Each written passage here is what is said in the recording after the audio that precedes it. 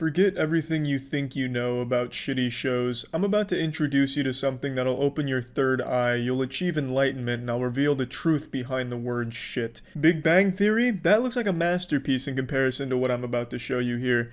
This is a hospital show that is entirely composed of TikTok stars acting alongside some people that they found on Fiverr. It's called Attaway General. I'm always blown away by how talentless TikTok stars are, and this sets a whole new level that I didn't even think was achievable. This is like quantum talentlessness. It's fucking crazy to me how bad this show is. I've only watched one episode because I don't want to spoil myself. I'm not just gonna binge on it and then run out of Attaway General I'll be like fucking scratching at my neck like a meth addict waiting for my next fix of the Attaway General show. So I've only seen one episode, and I'd like to go over it with all of you here because it really is something special. Today's premiere of Attaway General is brought to you by Just Dance 2020. The game is honestly so much fun, and I can't wait to play with my entire family. Nothing says quality quite like the opening seconds being dedicated to an ad. I've never played Just Dance. Maybe it is a game that I'd enjoy too and want to play with my entire family. Just fucking boogie down, cut the rug, and get wild on some Just Dance to some good old boner jams, you know? Hopefully they have Skynet on Just Dance. I'm not quite sure the catalog, but yeah, maybe it's a great game. But I didn't tune into a complex narrative, story-driven, high-octane character piece show like Attaway General to dance. I'm here to feel, I'm here to cry, I'm here to smile, I'm here to get emotionally invested in these characters. Yes, babysitting, great. That's right, Georgia. Make them feel seen, heard, comforted, whatever they need. Got a problem with that? Get an MD. Any questions? Jack. Yeah, what time do we get off? I'm gonna pretend like I didn't hear that. This is our main cast right here. As you've likely guessed, they are all TikTok stars, and it centers around these 4 volunteers as they go about their days in the ER. 2 of them don't want to be there at all, and the other 2 are excited to be there. So you got really unique character traits clashing right now between the people that want to be there and the people that don't want to be there. It's already off to a fiery start. Also, I do hope you enjoy that royalty-free song in the background because that's the only music you're ever going to hear in this entire episode. Apparently they only bought the rights to that one royalty-free song because that motherfucker is looping constantly in this episode. Every single second of this entire episode has that song playing in the background. It's like listening to the same Facebook cooking video on repeat. Jack and Rosie, you guys can help me upstairs with lunches. Kit and Georgia, there's a new shipment of donated toys in the shed. Wow, I can see why they call this room the shed. Come on, the faster we finish, the faster we can go do something real. We've been here 5 seconds. Studies show we form lasting impressions about others within seconds of meeting. So I can't be with you in a closet when I meet Dr. Henry. Seriously? You're his daughter? You're so lucky and you don't even know it. You're giving me the impression I don't want to be in the same room as you. This entire show feels like a skit from the Amanda Bynes show, The Amanda Show. So, they're given some chores. Kit and Georgia are sent to the shed to get some shit. In the shed, it's revealed that Georgia is the daughter of renowned Dr. Henry. Of course, as we all know, Dr. Henry's done some fine work. In fact, they credit Dr. Henry with discovering the human erection, so Dr. Henry is a big deal, and she is his daughter, and she doesn't really like Dr. Henry that much, but Kit loves Dr. Henry and can't wait to meet him. So there's a lot of plot going on right now, a lot of exposition happening in this shed here, and the writing is superb. The writing in Attaway General is second to none.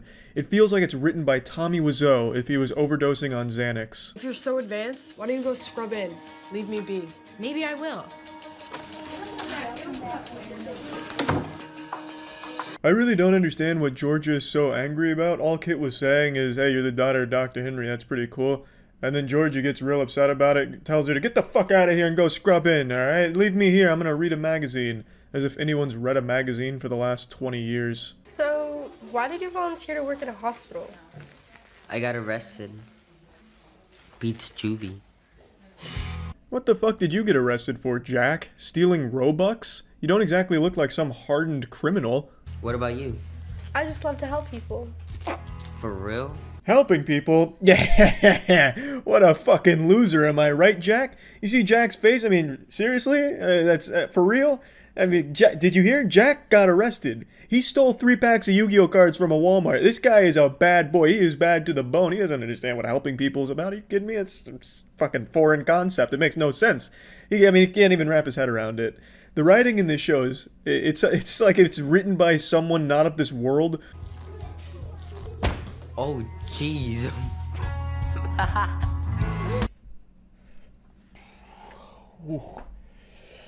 Jack might very well be the best actor I've ever seen. A lot of people are saying Attaway General is the worst show ever made. Is it the worst show ever made? No. Is it the best show ever made? Probably. And Jack carries it, as you can see here, you know. I don't know what happened here. I guess a pimple got popped onto the glass, and you saw Jack, oh geez. And then he busts out into some hearty laughter, some good old belly laughs. This show just makes no fucking sense. It can't do anything right, or even close to anything right. This isn't explained, by the way, what the fuck happened here. It's just, oh geez, somebody come shot at the glass again. Ha ha ha. Oh geez. She took me back here forever ago and she hasn't come back yet. Sorry, but it's really busy right now. There's been a huge accident. I know, I was in it. Oh, that must have been... Yeah, I got pretty lucky. I'm just, I'm a little worried right now because I'm losing a lot of blood. Okay, and what about it, pussy, huh? The doctors don't seem concerned about it. What are you? You a medical professional? Who are you to pull away a volunteer who very well could have been doing some great work fetching things in the shed? Now you've halted the entire development of the hospital. Now everything's come to a screeching halt because you're selfish, because you're bleeding out. Alright? Why can't you just be patient and wait your fucking turn? She's not even qualified, and yet she's gonna go out of her way and perform something illegal. You should be fine to wait a little. If you hit an artery, you would have passed out by now. That's comforting. Use this instead. Lots of pressure. And soak it in cold water. The sweatshirt. Oh, thanks. I'm holding. Kit. This was actually pretty confusing because this seems like it's about to spawn a romantic interest between the two here, but the kid looks like he's 13 and she looks like she's 18, so it seems like a huge age difference here. I don't know what the fuck goes on TikTok, but it just feels weird for the show to have these two be in like some kind of romantic situation.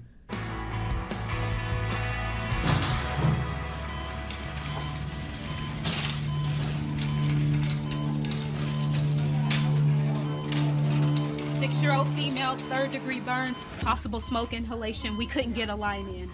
What did you do to get arrested? In prison, you're never supposed to ask about the crime. Yeah, not even the writers could come up with a crime that was believable for Jack, so they just didn't even bother. Went with a little cop-out, which makes total sense. But as you can see, the tension's starting to rise. You know, I bet you're on the edge of your seat right fucking now, huh? You know, you got Kit in the emergency room right now. She's taking care of a boy who nearly lost his entire goddamn arm, nearly fucking bitten off by a shark, it looks like. And then you got another girl coming in with these third-degree burns. Even Dr. Henry shows up, not to spoil it, but that was Dr. Henry you saw briefly, the man, the myth, and the legend. So, I mean, it's getting wild. It's really ramping up. We're reaching the crazy climax of episode 1 of Attaway General. Come on, dude. You're the last one. You have to eat. Hey, don't ignore me. Hey, Jack, maybe try a gentler approach. Hey, that's mine! Eat your food. What are you doing? You can't just force him. Here, let me try. Stevie, sweetie, you need to eat to get big and strong and feel better. No! That little kid is the best actor in the entire show. I can really feel how annoyed he was to even be around these TikTok stars. And I guarantee this wasn't like the first take they're using. They're just such shit actors that this was the best take they had. They probably did this one scene for like 6 hours. They probably have like hundreds of takes of this scene right here. And this was just the only almost usable one. It's actually really good. Let me show you. Mmm, delicious. Get ready for the choo-choo train. Chugga, chugga, choo-choo. How about the airplane?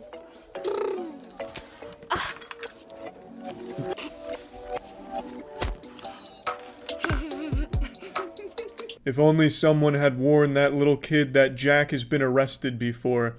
You don't throw yogurt at a convicted felon like Jack. You don't poke that sleeping bear. Jack will steal your fucking Robux. What are you doing? Oh. Don't come any closer. I don't think that's gonna hurt anyone. Depends where I put it. Well, can't really argue with that. It's just, why though? But like this scene doesn't make any sense. She's sleeping in the shed, and then she feels like she's being burglarized when someone comes in to get something from the shed. So she arms herself with a water bottle, and then threatens to stick it up his asshole or something. It's a good scene. Pretty good scene. You're new TV, aren't you? Nicely done, Sherlock. Now, what are you doing? Do you always sneak up on people when they're sleeping? Actually, I had a reason to be in here. some of us have work. Am I supposed to congratulate you? If you want to. Yes. Of course. Well, you see, in the real world, that's called a sexual harassment charge waiting to happen right there.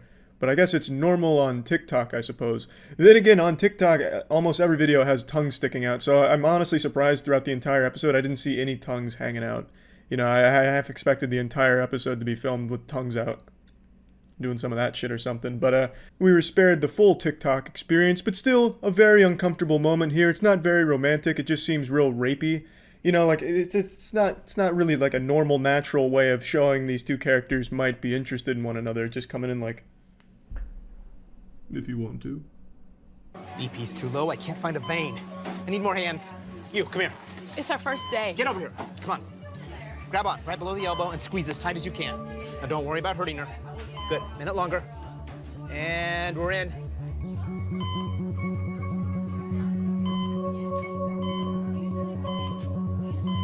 Keep up the rest of your breaths. Good job. Kit. Kit, I'm Dr. Henry. I know, you're amazing. I read your book. It was amazing, and that was... Yeah, amazing. Well, Dr. Henry, I'm gonna go against the grain here and say what you did was not amazing. In fact, I'd argue quite the opposite. What you did was the absolute bare minimum. This girl came in with third-degree burns, so they called in the big guns, the specialist, Dr. Henry. And all he does is march up to the girl and give her a shot and walk away. He doesn't even do anything with the third-degree burns or help treat her. He just comes up, there it is, there's the flu shot. Alright, my work here's done, thanks everyone. Like, what a fucking useless doctor. Like, how did he earn, like, the prestige? You know, Dr. Henry, I think, sucks. Didn't help with the third-degree burns, did nothing. You know, shit, this girl, she's broken her leg, we need Dr. Henry. Oh, okay, I'm here, have we tried using essential oils? Okay, my work here's done now. Thanks, everyone. I'm going home. Did I just say amazing twice? 3 times, I think. Phoebe, please, we'll do anything. Ho, ho, ho! Give it up for Mrs. Claus! What happened to you guys? We've had to deal with a demon. We can't leave until he eats, but we've tried everything. Everything. The way she's delivering all of her lines makes it feel like she's doing an as-seen-on-TV product commercial. We've tried everything. But we haven't tried Just Dance 2020. Maybe if we get him dancing, it'll work up an appetite. Have you tried Just Dance 2020? Your whole family's gonna want to play it. Pick your poison. That one. Excellent choice, and you can have her. But first... You've got to be kidding me. Thank you. You earned it, kid. The adrenaline was amazing. So first I stuck into the ER, and there was this boy. He was bleeding everywhere. So I saved his life. And then Dr. Henry called me over out of all the nurses in the ER to help save this girl with third-degree burns. It was crazy. While you guys are patting yourselves on the back, your patients are still in critical condition. Yeah, that sounds about right. The girl with third-degree burns, she wasn't treated. Though it's not their fault. Dr. Henry just didn't do anything. So that's on his conscience. But what about the kid? The kid they were feeding is in critical condition. I mean, he seemed fine. Did they poison him with the food or something? How did that happen? But hey, you know, she says it casually, so I guess it's not that big of a deal. Don't ever forget why you're here. But despite a few hiccups, you guys survived. Next week, try to be a little more professional. These will help. Wow, this is so cool. And that concludes episode 1 of this absolute banger of a show, Attaway General. I do have to wonder how this lady even knows what they did that day, because she wasn't in the episode past the first scene, so there's no way she could possibly fucking know what went on. But I guess she's just omniscient. She's got eyes everywhere. She was checking all the security camera feeds or something, I don't know. But anyway, what a great episode, and honestly, I'm excited for more Attaway General. What an absolute train wreck of a little YouTube show or TV show, whatever the fuck this is. It's incredible. That's it. See ya. I was honestly going to wait a little while before watching episode 2 of Attaway General, but I can't help myself. I'm like a man who just went on a diet and is having a hard time sticking to it. I just need to cheat and have some more Attaway General. I was fucking having dreams about Attaway General. I'm like a kid on Christmas morning who just got a present that I can't wait to play with. You know, with all the plot developments in episode 1, I just can't wait to see where it goes next. You know, I'm half expecting aliens to come in and go in the hospital and start jerking off patients. So, let's go into episode 2. This is called David and Goliath, obviously referencing the Bible, but Attaway General, as we all know, is better than the Bible. I I did not sign up for a volunteer janitor program. No offense.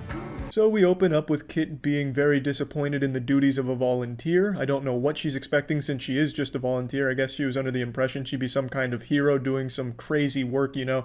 Someone gets pulled in on the brink of death and she just goes double fisting into their asshole and rips a time bomb out of their colon and then diffuses it, saving the day.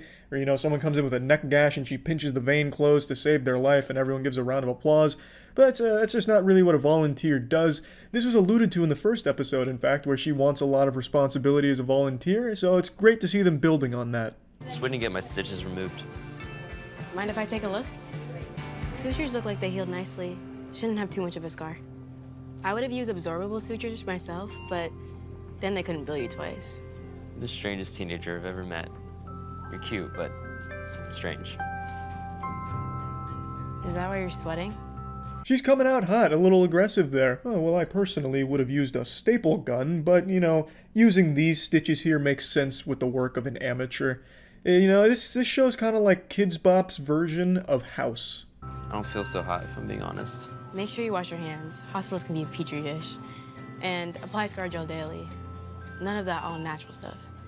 I'm being totally sincere when I say this. I am fucking shocked they said none of that all-natural stuff. This seems like the kind of show where they'd be preaching, you know, fucking shungite rocks to heal the scar. Oh, well, if you use this piece of mulch I found that was blessed by Mozart music for over a month, it should heal that scar quite nicely and protect you against the common cold. I was absolutely shocked to hear that they actually went against all-natural garbage pseudoscience shit, so... Code blue, cafeteria, code blue. I gotta go.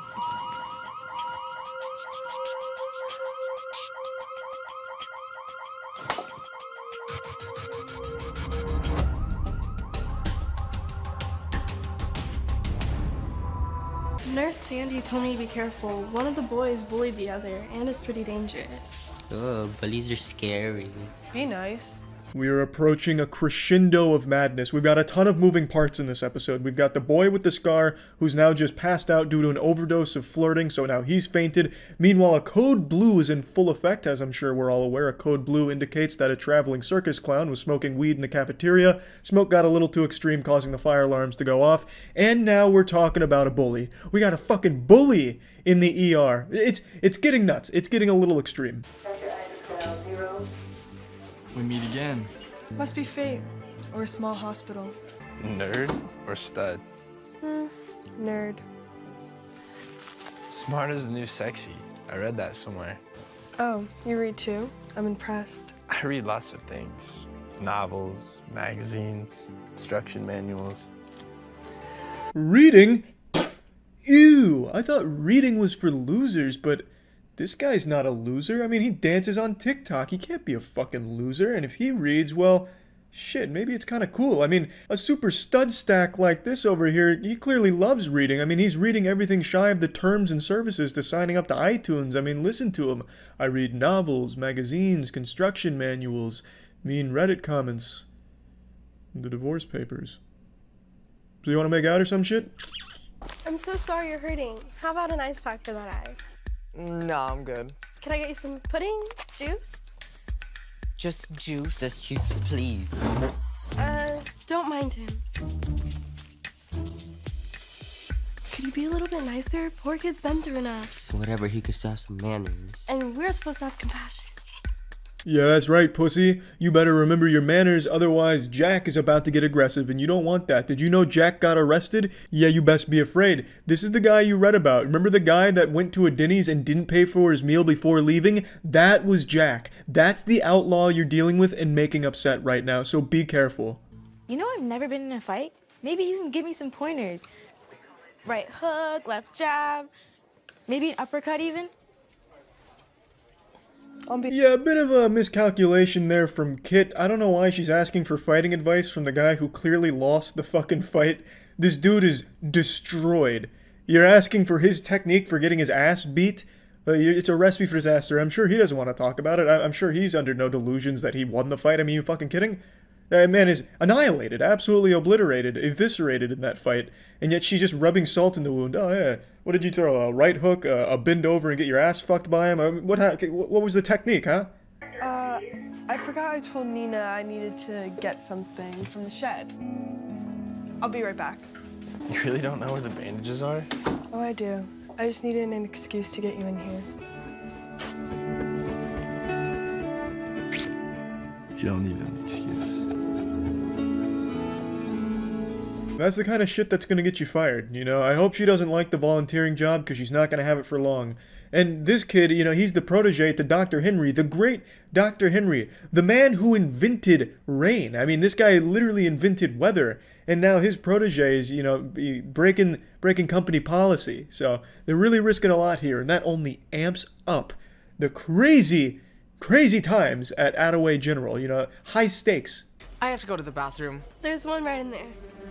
I can't go with an audience, and I could use a walk. Okay, there's another one in the hallway. Maybe Jack can show you? What? No. I'll see myself out.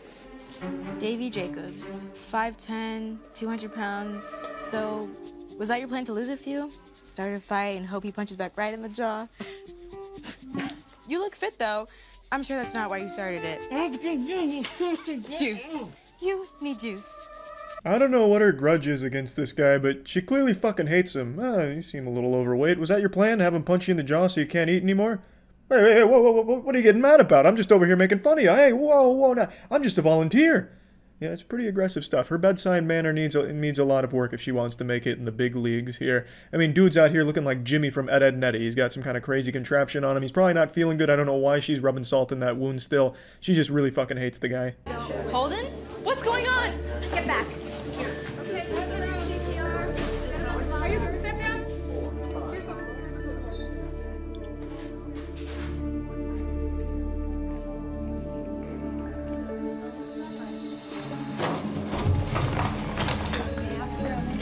If you hadn't snitched, I'd still be on the lacrosse team. I should have hit you harder. Hey, enough! The lacrosse team must have been very desperate for players this season, it seems. Honestly, I'm even surprised Kit intervened in this. I half expected her to just let this kid beat up the guy she's been making fun of. I mean, she's been beating him up with her words anyway, so I can't imagine she actually cares to break this up. I feel like she just feels obligated to do that. What is it with you kids? You can't follow the simplest instructions. He said he needed the restroom. And I was only gone for a minute. You're supposed to protect your patient kid, not abandon him. Why does he need protecting? Because Davy's not the bully. And my guy's the bully? Snitch on me again and I will break your jaw a second time. You do that and you have to deal with me. All right, everyone back to their rooms. I've had just about enough for today. Ooh, baby, now it's getting fucking wild in here. Even Jack is like, you know what? I'm gonna let the demon out. I'm gonna show him why I got arrested. I'm the guy who bought tickets to a PG-13 movie but then saw an R-rated movie instead. Can you tell me what happened to Holden? No updates, kid. Holden has a severe heart condition that was undiagnosed. Lucky he was at the hospital. Is he gonna be okay? It's not a good prognosis, but he's at Attaway General getting the best care there is. Yeah, there's nothing to be worried about, Kit. He's at Attaway General with the legendary Dr. Henry on staff. You remember Dr. Henry? The guy who treated a little girl's third-degree burns by giving her some heroin? He's taken care of this one personally. He's already put an ice pack on his forehead and administered some Robitussin, so the kid's already well on his way to recovery. Dr. Henry has done it again. Hey, I've been looking for you. Here I am. And it turns out I was really good. Well, good for you, but I don't want to be here. I'd rather be in bed. Oh, hey, your mom texted she's not going to be able to see you next weekend. And if you can believe it, that's where the episode ends. Another incredible cliffhanger. Nobody does it better than Attaway General. No one's able to make me salivate for the next episode quite like Attaway General is able to do. It's incredible. I can't wait to watch episode 3. I need to see where the story goes. I need to see the conclusion. Oh my god, it's crazy. It's a fucking wonderful show. Fantastic. Splendid. That's about it. See ya. I know, it's Attaway General Day. I know. It's exciting. Episode 3. That's right, it's Attaway General Day. That was a little brief interview I conducted with one of the writers for the show. So let's go ahead and dive right in. We're up to episode 3. Hi, Molly. Stay here. I'll be right back. So, who's Holden? None of your business. He's a cute boy she has a crush on. Do not. Do too. Do not. Come on, you mentioned his name a dozen times. Molly! No pulse. I'll start CPR. This episode gets off to a thunderous start here, taking a page out of its own playbook by using the same technique it used in the last episode where Holden was drinking soda and passed out suddenly. Now they're doing it with this little girl here. It was so good the first time they had to come back for an encore and just do it a second time, and honestly, it might be even better the second time around. So, can I have some friends over tonight, Dad? No. I gotta go. Another great talk, Dad. 8, 9, 10, 11, 12, 13. Yeah, that's right, we're in luck because episode 3 features Dr. Henry quite heavily. Dr. Henry, as I'm sure you well know by now, is one of the leading experts in the scientific field, the man credited with discovering the wet fart. And in episode 3, we really get to see him shine, and I'd like to see where they take his character. I'm hoping it goes kind of in a supernatural direction where, like, maybe one episode takes place at night with a full moon and Dr. Henry becomes like this full-fledged fucking werewolf surgeon or some shit. I think that'd be great and it'd fit right at home with Attaway General so far. Now there's something I'd like to show you. There's actually a mistake in this scene, if you can even believe that. When Kit is administering the CPR, the child actress opens her eyes right at the camera, looking right at the camera, and it's clear as day, but for some reason the editors just let it slide. 8, 9, 10, 11, 12, 13. Did you catch that? Now, perhaps I'm being a little too presumptuous to assume this is a mistake or an oversight, because I don't think that's even possible with the talented crew behind Attaway General. So perhaps maybe what it is it's showing how good Kit is at CPR. She was able to immediately resuscitate this little girl and bring her back to the land of the living. I'm gonna go have a chat with your parents, but Jack will be here to keep you company. So I'm supposed to offer you pudding or juice or whatever? Want some? No. Mind if I watch TV? Knock yourself out. So Georgia and Dr. TikTok Teenage Boy, whose name I've completely forgotten, go into the shed to kiss again, and this time it's actually observed by the second-year girl. So could this present some problems for them down the line with their careers? I guess we're gonna have to find out. But while they're exchanging spit in the shed, Holden, who just got some bad news with his heart defect, was just given the worst news of all. Jack was going to be hanging out in the room with him. I don't really understand why though. Holden doesn't want him there, Jack doesn't want to be there, and all he does is flip porn onto the TV while the two are just hanging out. They're the same age, it's not like he's some kind of adult mentor or anything, so I don't really get what the program even is. It's like Attaway General just has these teenagers go into these rooms to keep them company and insult the patients, because I mean, that's what Kit does. She goes into the room and just like makes fun of the patients or like hurts them, and then Jack goes into the room and just ignores them. So what is the point? You're just ruining the reputation of your hospital. It just seems like such a stupid fucking program. Oh hey, I see you broke your leg. Do you want us to call up your high school bully to see if he'd come over here and keep you company? Oh geez, so you tore your ACL, huh? Well don't worry, you won't be alone. Hey, can somebody get that bath salt addict that lives outside, see if he'd want to come in here and hang out with this kid? Look, I know what's going on between you and Will. He picks a new one every year. New one? Girl, like fresh meat. It's nothing like that. You should probably walk away before you get your heart broken. Thanks for the tip. Bitter much? I'll be honest, I don't really know what that means with the pouring salt into some coffee or something. She just ruined her own coffee because, I mean, she was making it for herself and then she poured salt in it and then gave it to her. So I'm a little confused, so I guess bitter much might just be one of her catchphrases. Maybe we'll see it pop up again in future episodes at other interesting moments, like maybe she's tying her shoe and then the second year comes over to tell her something else about how she's being cheated on, and then she takes the shoe off, pours some salt in it, gives her the shoe, and then says, bitter much, and then walks away. I guess only time will tell with the Attaway General grand scheme of this plot device here, but it is very interesting. Or maybe it's just something I don't fucking understand that kids say or do, like salting coffee as an insult to somebody. I really couldn't tell you. I don't want to talk to anyone. Just need a moment to be upset, okay? I get that. Oh, having a hole in your heart's pretty relatable, huh? Nope, but I know what it's like to pretend to be okay when you're really not. Wow, Jack, that was deep. Almost makes you forget that he was arrested. Kit, do you mind stepping outside? I need to speak with Molly and her mom. Oh, Rosie, no, not you. You're fine. You can stay. Just Kit. Are you kidding? Excuse me? Perhaps the great Dr. Henry isn't all that great after all. Maybe he's no saint. You know, one thing's for sure, he's no doctor. He hasn't been able to successfully do anything even close to being medically accurate, but perhaps he's also a bad person, too. I'll talk to you later. Georgia, wait. Do you want to go talk in the shed? Go ask Maeve, or that other girl. Oh, is that a fresh pot? Yeah. You want to swoop in and take it for yourself, like you do with everything else? What? So it seems the second year's words of bitterness to Georgia have opened her eyes to the fact that maybe she's not the only one getting kisses from Will.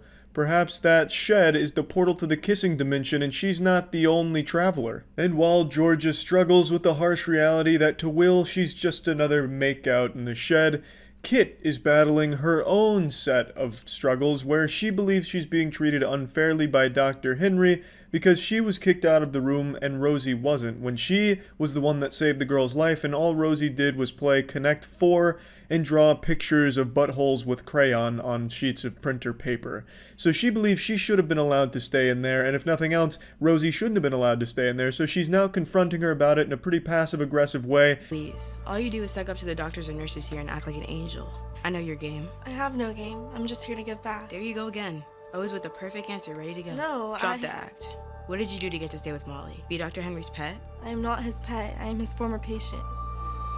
Patient? Yeah, I have the same form of brain cancer as Molly. I'm Dr. Henry's poster child. That's why he asked me to stay.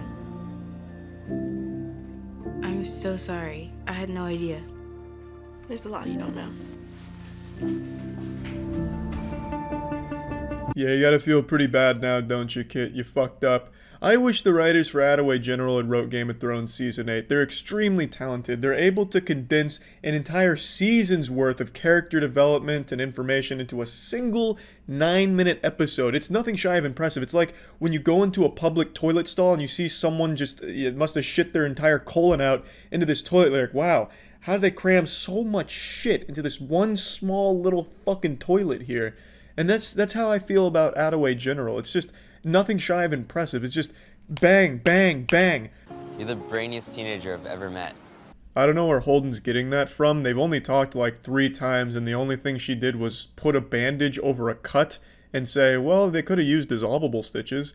I mean, that's 2 things that even I could think of, and I wouldn't consider myself one of the brainiest adults to ever live or anything like that. It's pretty simple stuff, and I get where Holden's coming from. He's just trying to flirt, and he's trying to get some kisses in the shed, maybe, so I understand. Thanks. For what? For making me laugh. Today has been really bad.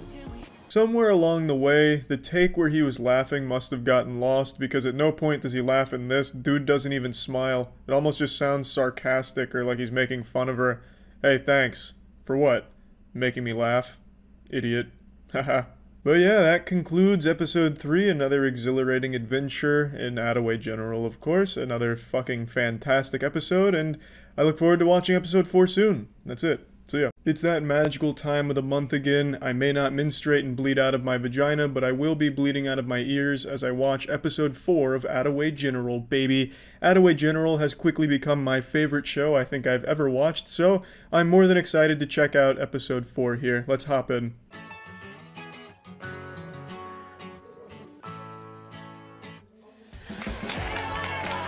Just like the series premiere for this show, this one kicks off with an ad, this time for gum, where a dude asks a girl to prom by putting a note in some gum and she says yes. Whole class gives a big round of applause and it's a victory for gamers everywhere, leading me to believe if I'd only chewed more gum in high school, I too could have found a prom date. For you, madam? You made these? Yep. Spent all night making them. We get to see Jack come in hot right here with some Reddit advice with these origamied flowers and hitting this lady with a madame. Was expecting a fedora tip, didn't get one, so he wasn't ready to double down and fully commit to the Reddit advice, but he does get pretty close, and I have no doubt her panties were probably sodden. And I think I speak for all of us when I say Jack is the best part of this show. He is carrying Attaway General right now. He is the Atlas, and the world is Attaway General. on his back, because this man, his acting is on a whole nother level compared to everyone else in this cesspool. He makes Joaquin Phoenix look like an actual amateur, just dwarfs his acting talent. Jack is just able to fully assimilate into his character here, so much so that I don't even know this guy's real name. I only know him as Jack. And as I'm sure you remember, Jack got arrested. We don't know what for, but I imagine it was because he was just too fucking good at acting. Oh, also, you're on filing duty with Lizzie. The pain might as well kick in soon. Ugh, that's gotta hurt. There it is, baby, the classics. Kit doing what she does best, physically hurting the patients. I feel like Attaway General was written by someone that had a really bad experience in the hospital with like a nurse or a volunteer. Like they were getting fucking wet-willied by them and teased and made fun of. Because they portray all of the help around the hospital as just actual fucking bullies to the patients for no reason. If it isn't Busboy. The one and only. How's my favorite doctor? I'm not a doctor.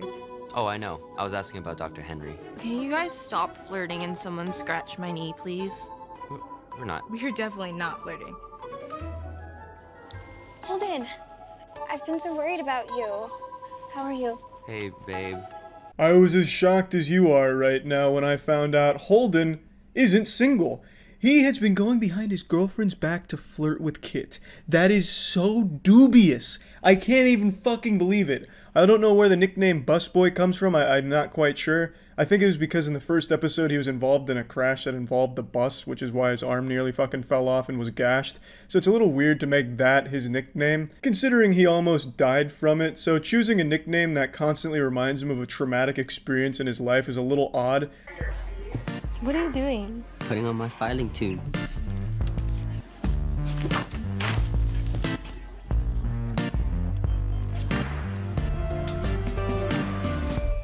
Jack's about to get his ass arrested again for being too lit while filing. God damn, he's busting it wide open with his filing tunes. I really have to wonder if the people behind this show have ever even talked to a teenager or anyone younger than 50.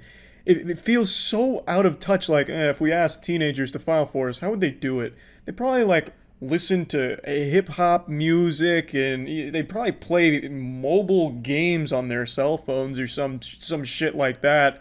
Yeah, we'll write it in there. That seems believable. Like, no conversation feels like a conversation that has ever happened in the entire history of this fucking planet. What are you doing here? I'm shadowing Dr. Henry for Molly's surgery, but only if it's okay with Molly. Don't let him do it. Until Regina found out that Prince Harry was also visiting other princesses. He didn't even care that she might find out. He didn't care about her feelings at all. She can do better than Harry. Yes, she can. And that's exactly what Princess Molly told her. Georgia, seriously? Just talk to me. Why are you so mad? That should be clear from the story. Will just entered the Thunderdome and is getting blasted. This man's getting split apart like a Kit Kat bar. First, George is reading this new J.K. Rowling story that is attacking Will. George is attacking Will. Even the little girl's attacking Will, and he doesn't even know what the fuck's going on. This dude just came into the crossfire here. Do you need anything? Water? No, I'm okay. I got the phone call and I was so worried. I couldn't believe it. She waited a really long time to come see him. There's no gauge for how much time passes in this show. I mean, you could even argue fucking time doesn't exist in a show like this. Like, this show transcends time and space itself. But she seems to have waited a very long time. She didn't come when he got into a bus crash.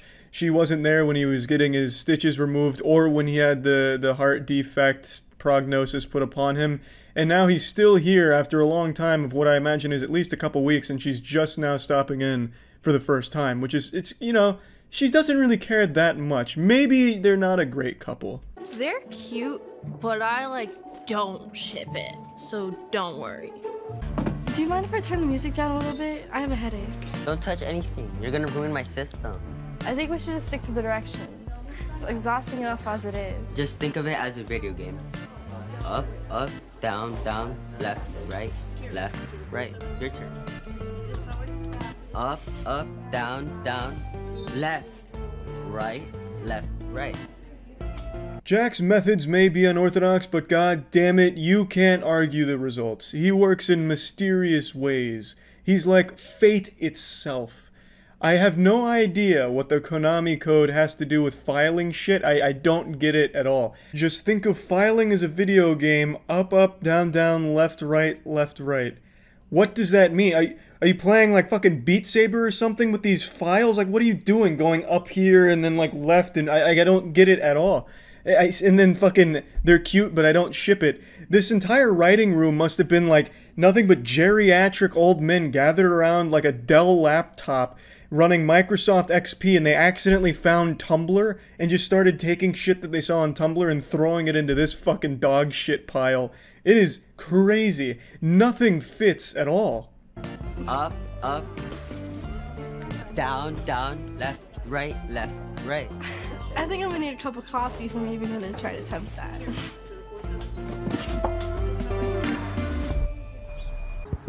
Hey. Hey. So, you were really good with Molly in there. Thanks. Can we talk about us? I think we should keep this strictly professional. What did I do wrong? Nothing. Just not interested in being anyone's fresh meat. Fresh meat? I gotta go in. It actually does kind of resemble a video game at this point. It sounds like the dialogue is overlapping itself, like the game is glitched and now the dialogue's just like stacking on top of itself. Hey, so, about us, what? No, what? Professional. Just this fucking absolute catastrophe of conversation. It's wild. I thought, like, the first 3 episodes, like, that's as bad as the show's gonna get, like, it's gonna stay around that bad. But episode 4, to me, is by far the worst. This is where it really falls apart. It's clear that they just made this on the spot, like, day of. It's like, shit, these TikTok stars are super busy. They have to dance, like, 3 times a day to some, like, popular shit and lip sync. So we only have their time, you know, for, like, an hour. Let's just make up a storyline when they come to set, and we'll just shoot it right then and there. There's clearly, like, no thought behind anything going on here, and it is beautiful. What in the world is going on in here? Your system does not work, so I made my own. Jack, we have to put it back how it was. This was supposed to be done already. We need to put this back. What? No way. My system's so much better. Jack, stop, please. Just go home. Let me take it from here. Whatever. You just woke up the sleeping dragon right there. That was a big mistake. It's like for a brief moment, Rosie forgot that Jack got arrested for spending the night in a Target after it closed for a 24-hour overnight challenge shitty YouTube video. You do not want to fuck with Jack and make him mad. He'll throw your files right on the goddamn ground. Also, I have no doubt Jack's system was far superior to that of the medical professionals. Jack just seems like the kind of guy that's got it all figured out. You'd be lucky to have his system in your filings. Boys are the worst. Amen to that. We want to help. You want to help me? Of course. Hey, sorry to interrupt, but I'm looking for a patient. Her name's Bo. She's in room 6. I'll show you. And that's where the episode ends. Kit helped for about 3 seconds. I don't even think she picked up a single file. She just said she was going to help, and then didn't help the second someone showed up. Any excuse to not help her clean up those files, because that did look tedious, so I don't blame her there. But yeah, anyway, that's the end of episode 4. Another great adventure at Attaway General, and I'm looking forward to episode 5. That's it. So yeah, not many shows get me genuinely excited for each new episode, but Attaway General has filled me with the same level of jubilation that I'd get when I was a kid going to Universal to ride the Men in Black ride. It's a show that's so unapologetically awful that it crosses the event horizon of dog shit to enter a dimension of pure bliss. It is truly a joy to watch, and we are now on episode 5, so let's go ahead and dive in. Late as always. When can I get this thing out of me? We'll have an OR ready soon. Oh my. You're not helping. What the heck happened? What the? You. It's a lot to process in episode 5. This one's going full nuts to butts right off the get-go. We're coming in hot, full throttle, raw, and no rubber. A bit of a silly question from Kit, who wants to be a doctor, asking what happened when it's pretty clear man got shot by a fucking arrow. Like, it doesn't take a whole lot of deductive reasoning to piece together the pieces of that puzzle. You can kind of see what's happened here. Ultimately, he's got an arrow in his thigh here. How it happened, we can only speculate. Perhaps he was playing Lord of the Rings, LARPing, and his friend accidentally shot him while playing as Legolas. There's really no telling, but clearly the The issue here is there's an arrow in his thigh, Kit. You're not going to be a doctor if you're not making astute observations like that. Luckily, we get more of Jack right away. Jack, of course, being the star of this show. He comes storming in backwards while holding his phone to the sky, taking pictures of the ceiling to jerk off to later. He bumps into Kit, and that's when he's made aware of the horrifying situation unfolding before him, letting out an incredibly convincing scream of terror. You can really feel the emotional distress that Jack is experiencing in this moment and how caught off guard he was and horrified by what he was witnessing. So kudos to the actor for selling this performance, as he's done time and time again at Attaway General, carrying this entire show on his back with his incredible acting performance here. You guys know each other? He's the one that did this to me. Ow! Jack, don't do that. Hey, give it back. No. Hey. Okay, you need to calm down. You're in no state for a fight. Did you shoot him? No, of course not. Donnie, did he? Well, no, but he might as well have. We get a brief hint at the beast living inside of Jack. Sometimes you almost forget that Jack has been arrested. It was made clear in the very first episode Jack was arrested. We don't know what for, but we're getting some clues now, and it could be some very heinous shit. Perhaps we have a Jekyll and Hyde situation going on here. Shitty actor by day, shitty archer by night. You might not know where you are for a moment, but don't worry. I'll be there the whole time. I'll catch up with you. Georgia, wait up. Can't, I'm late for something. Late for what? Jeez, can you please take a hint and leave me alone?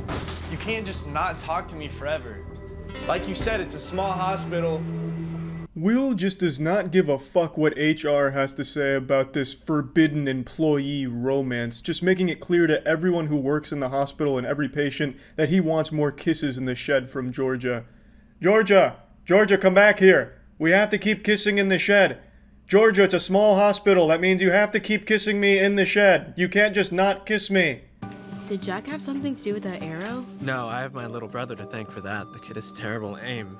But because of Jack, I got in trouble and I'm stuck babysitting the little stinker all summer long. If it wasn't already extremely clear that this show is written by 80-year-old men on their yacht who never even had a childhood or teenage years, they were literally brought into this world as a 60-year-old geriatric man, I think it's pretty obvious now after that line. I'm stuck having to babysit that little stinker?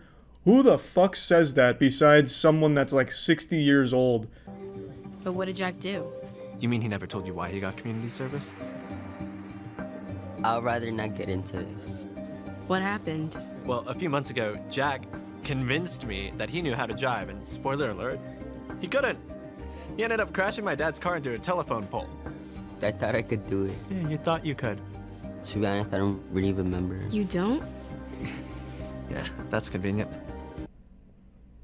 Oh, jeez. Well, I always believed that, Jack's crime must have been something trivial, something just innocent, like, skateboarding on someone's private property and getting arrested for trespassing, or just something small, but I could have never expected it to be as serious as this. This is fucking huge. He's even more of a hardened criminal than I thought he was. Holy shit. I'll be honest, I was really disappointed with this. This is the crime they decided to go with. I was hoping they doubled down on the insanity and make it something truly just fucking wild. Like it turns out Jack was an active serial killer or like a cult leader like Charles Manson who was trying to find his redemption in life through Attaway General. Something like really fucking heavy. But they didn't. They decided to go with something lame and boring like crashing his friend's dad's car and then for some reason forgetting about it. I got you flowers. Made you laugh. I was laughing at you. Has anyone seen the latest shipment of toy donations? Oh, they're in the shed. I can grab them. Georgia, would you just hear me out? No. I just want to say it's different with you. I want you to be my girlfriend. Yeah, the look on George's face really says it all. It is impressive how out of touch the writing in this show is. Hey, Georgia, look, I know you hate me, but can you be my girlfriend? They can't even accidentally write something into this show that makes any amount of sense at all. What did you just say? I said... Rosie! How long have you been there? Sorry. That was a really cute moment. Just pretend you never saw me. Well, they didn't see you. They wouldn't have known you were there if you didn't just announce your presence. So you could have just not said anything and just let it ride. Just don't really see why she'd just come in and be like, hey, wait a minute. This was cute. All right, now I'll leave. It's like on Twitter when two people announce their relationship and then some random fucking people on Twitter come in and say like, I don't support this relationship, or I do support this relationship. Who the fuck cares? Nobody asked and nobody cares. So... I don't know. I gotta think about it. I need to make sure you're worth the risk. Can I help you with that? You've done enough. I have something for you. Pick the side of a biohazard bin. Listen, I know I messed up, but you're still my best friend. You were the first one to check up on me when I got my appendix taken out. It's pretty sick, right? Yeah.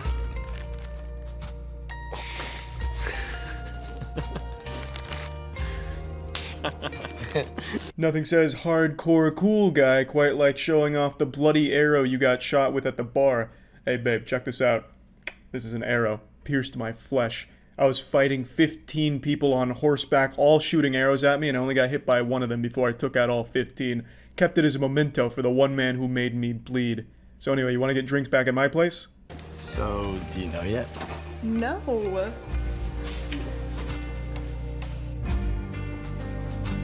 So all it took was Will asking for her to be his girlfriend for her to completely forget that she absolutely hates him, so in the span of about 30 seconds she went from fucking hating the guy to about to fall in love with this man.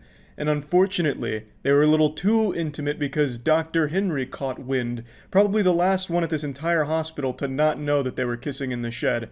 And Dr. Henry's over there looking like, hey, wait a minute. That's my daughter and that's my student. I'm about to have to invent an entirely new scientific breakthrough. Murder. You're at the top of the list for the scholarship next year.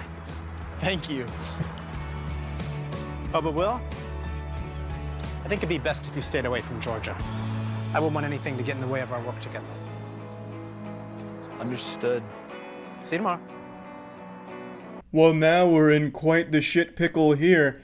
Will just asked Georgia to be his girlfriend, and she was thinking about saying yes, but now that Dr. Henry has seen behind the curtain here and found this love that's been blooming in secret at the hospital, if you can call it a secret considering they were doing everything shy of fucking doggy styling in the hallways of the hospital. But now that he's seen that they've got, you know, intimacy between them, he doesn't want that.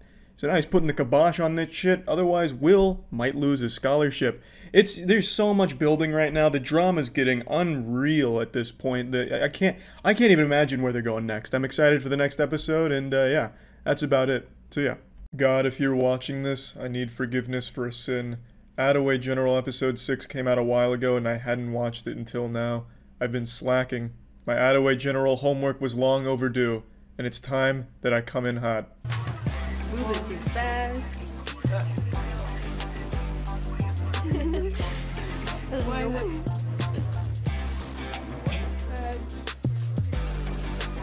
Now that's what I'm fucking talking about, baby. Some TikTok dances to kick this one off. That is that shit that I'm talking about. That's like Deadpool breaking the fourth wall, but with subtlety here. Because these are TikTok stars and they're doing TikTok dances, pretending they don't know how to do it. It's beautiful. It's meta. That's what I'm looking for. This goes on for like 35 painful seconds. It's a little long for my tastes, but god damn it if it's not incredible. I actually feel bad for all these TikTok stars right now, since TikTok is about to get banned in the US, it looks like, so hopefully Attaway General's acting credits will be enough to propel them into the acting career here and get them going in that direction, because looks like TikTok is about to go fucking extinct soon. Georgia, straighten up that posture. This is ridiculous. Hey, do not speak unless spoken to. Dr. Henry's become drunk on power. He once performed a kidney transplant on a 14-year-old boy using only 3 popsicle sticks and a chainsaw. And now look at him. We have a VIP coming into the hospital today. One of you, fetch me an apple juice. On ice. This is Roman DuPont. And he's one of the head writers for this show. And his grandfather Lawrence, one of Attaway General's biggest donors.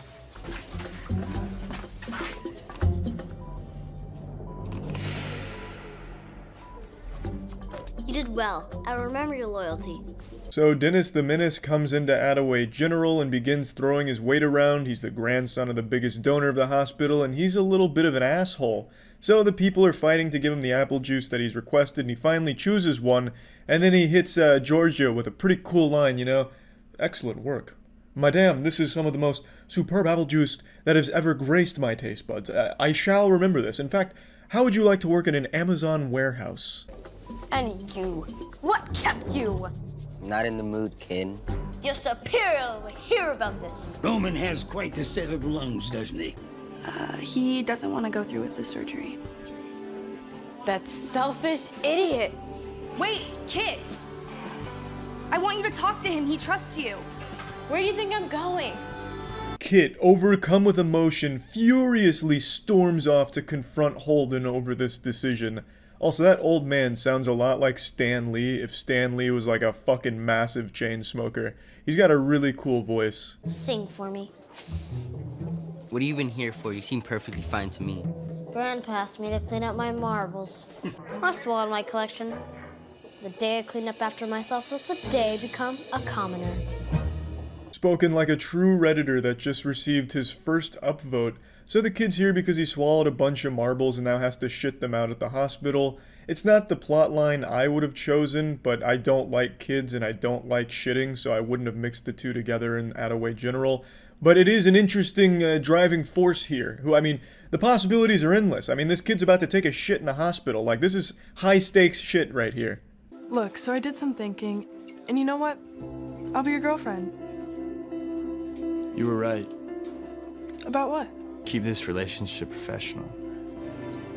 I took one day to think about it, and now you're acting like I'm a stranger?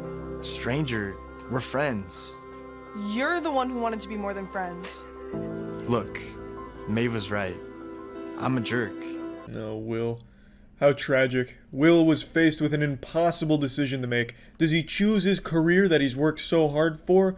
Or does he choose the girl who he just met 4 days ago, but all of a sudden they're in love?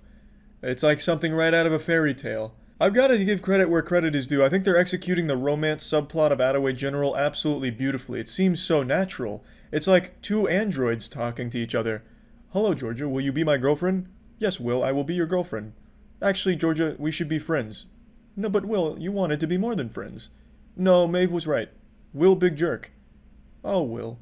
It's like fucking caveman dialogue. If you can get him to drink this stool softener, it'll expedite the process. So, you're having second thoughts about the procedure? It's not a procedure. It's a full-blown heart surgery with a 10% mortality rate. You have the best surgeons in the world on your team. No, he doesn't. Don't listen to that propaganda there, Holden. He has every right to be afraid of that. Fucking Dr. Henry would perform this open heart surgery and Holden would wake up with his lungs in his colon and 6 fingers stitched to his nipples. It would be a disaster. Everything we've seen of the surgeons at Attaway General has demonstrated that they have absolutely no medical knowledge at all and makes me believe that the whole Attaway General is just a money laundering scheme. Trusting the surgeons with the heart surgery here is like trusting a cocaine addict to manage your finances. It's just a recipe for disaster. And then he laughed right in my face. This kid is spoiled rotten. He's a real devil. Look, I'm sorry about Will. I bet he's got a fear of intimacy because of a past relationship. What? What the fuck are you talking about, Kit? Kit has never had a single conversation with Will in their entire time as volunteers. I don't think they've even been in the same scene, in the same room together in the entire history of the show so far, and yet she's still psychoanalyzing Will like she's some kind of expert that knows everything about it. She's acting like those Twitter psychologists that have no fucking idea what they're talking about, but still give some kind of explanation for what must be going on in someone's head. Yes, well, judging by Will's hairstyle, I think it's very clear to me that within the last 3 or 4 years he's had his heart broken in a relationship that just went sour. They were madly in love from what I can pick up on here. In fact, yes, I'm getting the smell that he even proposed at one point. They were engaged, and still something went awry. And judging by the micro-expressions on his face, I'm able to pretty much pick up that Will struggles with his self-image and his self-worth, which causes him to lash out from time to time, which is most likely why he's friend-zoned you, Georgia. One sip, and I'll protect you from getting bullied in middle school. Yeah, that face really says it all. That's not a very helpful bodyguard right there. Don't take that offer. He'd come to your middle school to help protect you from bullies, and he'd end up getting his shit kicked in by the middle school bullies. Already have a security team.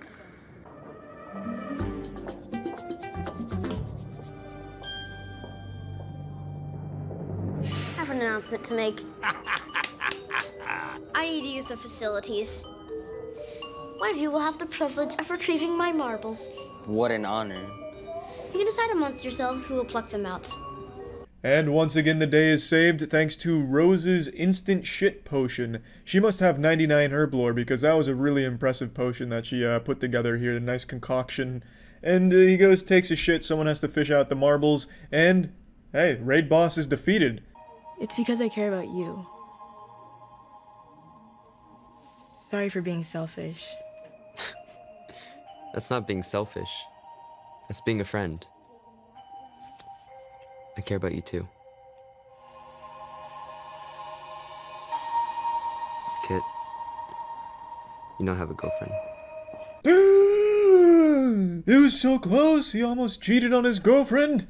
I mean, he's pretty much the one that instigated it, and then he got as close as possible to hit her with the cold water.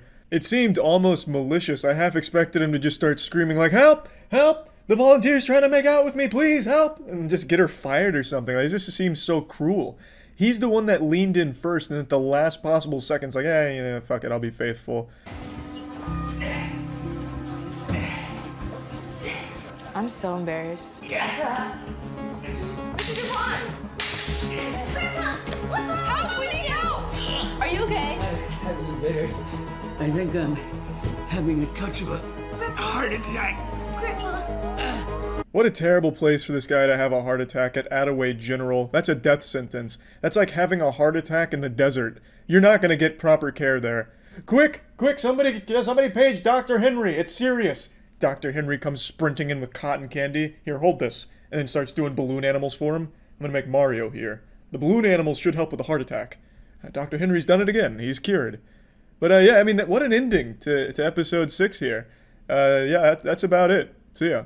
Just when you thought 2020 couldn't get any wilder, there becomes news of TikTok potentially being banned in the US, causing a global crisis.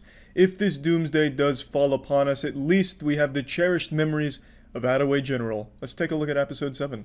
Let's get a platelet inhibitor to stop the clot. We're doing everything we can for your grandfather, I promise. Sonny, I wouldn't be the first to kick the bucket. They've been doing this for years. Let's go get some air, okay? In case you've forgotten, in the last action-packed adventure at Attaway General, Mr. DuPont had a heart attack, and now we can see the aftermath of that and the incredible care Attaway General gives to its patients. They wheel him into a room and just toss a blanket over him and call it a day. Well, we've done all we can here. Let's just hope for the best. I have expected them to just bring a body bag in for him, because there ain't no way they're curing this fucking heart attack from this guy at Attaway General. And they probably did just bring in a body bag and a priest when the kid left, just get it over with, because, you know, they're not going to save him. And I like how even Mr. DuPont seems aware of this fact, saying to his grandson, "Sonny, I wouldn't be the first one to kick the bucket. They've been doing this for years." He's literally just saying, "Yeah, kid, look, I wouldn't be the first one to die in this fucking hospital. It's basically just a slaughterhouse for humans. I actually don't think they've saved anyone, so just expect the worst out of this one, alright, grandson?" I'm scared. I get it. It's okay to be scared, but can you be brave too? The kid doesn't sound that scared, and Georgia doesn't sound that interested. I feel like every TikTok actor here, the main 4, just always sounds so fucking annoyed by everything. Ugh, you're scared your grandfather's dying. Look, whatever. Can you just kind of be brave or something? Jesus.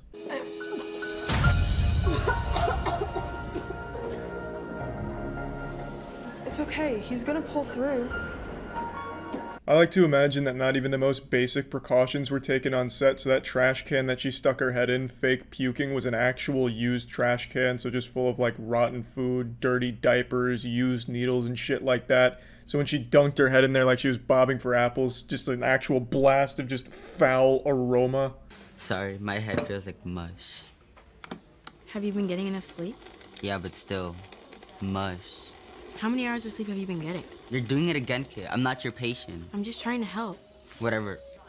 Yeah, Kit, stop asking just basic questions, even though he's the one that started talking about it. God, just leave him alone, Kit. He's not your experiment to just interrogate. He's not your question post to just ask questions to, Kit. He's his own man who happens to have been arrested one time. So just stop interrogating him, Kit. Mr. DuPont, how are you doing? Oh, well, this is my, 3rd heart attack. At this point, it's like a speeding ticket. He's not gonna have any structure once I'm gone. Don't say that. You're not dead yet. Oh, you're a real firecracker, aren't you? What? How is she a real firecracker? All she said is, you're not dead. Which is accurate. I mean, you're not dead. Unless you were brought back by some kind of necromancy spell from Dr. Henry. I mean, you're alive. It's not like she came at you with some kind of, like, clever thing or something. Are you flirting? Is it like a flirting attempt, maybe? I'm just not quite sure. Yeah, apologies. You know, just that my family, they won't let me eat anything good. Well, your family might not let you eat anything good, but Attaway General's feeding you like a king. Look at that bowl of scrumptious sewage. What the fuck? Someone actually just emptied a fucking bedpan into a bowl and gave it to this guy. Hey, Dr. Henry, thanks for letting us use your bong. We're just gonna go ahead and empty out the bong water now. Oh, God, no. Are you insane? No, fuck no. Don't let that go to waste. Put that bong water in a bowl, spit in it, and then give it to that old man. I spoke to Dr. Henry this morning. I'm going through with the surgery. Really? Not to mention the fact I'll be missing prom. I convinced Bella to go with my friend Kyle, and somehow I'm jealous even though I'm the one that set it up. It's kind of a weird decision. That's some, like, actual cuck shit. Hey, I can't go to prom. Can you just take my friend instead? I mean, it's not like she needed a date to prom. Like, if you can't go and you're her boyfriend, she probably could have just gone with her friends. Like, that's not unusual. That's not weird. It's kind of weird that you just set it up with your friend. Like, hey, Bella, I'm just going to toss you around to my friends here to, you know, go to prom and shit. So, yeah, have fun. No, you don't have to say it. I'm telling you, you're doing it. You're going with Kyle. You're going with Kyle, Bella. George is doing above and beyond at present. Okay. I believe it's time for a quick nap. I don't know the particulars of your relationship with that little brown-noser, but I do know that life is short. That was the first time that old man had ever even seen Will. A split-second interaction where Will comes in saying, hey, what's up, pussy? Is there anything I can do to help? And the old man just says, nah, I'm hanging out with Georgia playing chess, and then he leaves. That is the only interaction, and it was about 2 seconds. And somehow that old man was immediately able to deduce that Will and Georgia had a thing going. Apparently the entire fucking hospital knew, except Dr. Henry. Which I guess makes sense because they were making out in the hallways and shit, fucking slapping each other's ass cheeks in the hallway in front of everyone, including the patients, but the old man wasn't even there for that. He just felt when he entered the room that there was weird love in the air or some shit. It's wild, wild.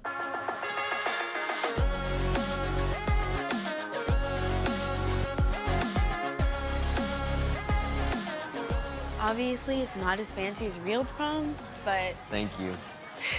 This means the world. You know, it's funny. I never expected to get in a bus crash, and I expected even less to have heart problems, but somehow I'm happy. Oh, you don't say. You didn't expect to be in that bus crash? Well, I'm fucking shocked. Well, you didn't look into a crystal ball and see it coming, then go out of your way to make sure the prophecy was fulfilled? Are you kidding me? I didn't get a shake, but I...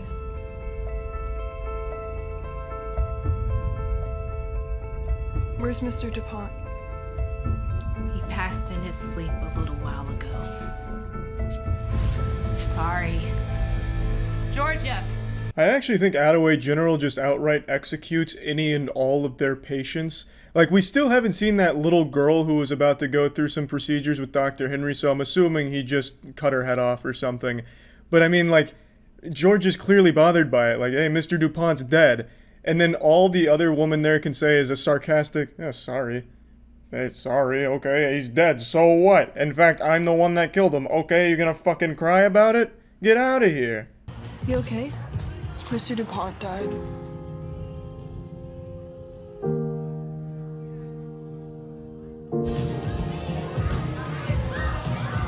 Cut the music, now! Nina, how could you let this happen? Excuse me, what am I Is this fun? Is this fun? Shut that shit down right now. Fun? At Attaway General, all we deal with in here is death. In fact, I'm killing 4 patients in here right now. I see 4 patients dancing. Meet me in my office. This is absolutely out of bounds. Doctor, everything is under control. Under control? Holden is having open heart surgery tomorrow, and you've got him dancing around. You're such a snitch! I was just coming to the party. I didn't say anything to him. You're such a liar!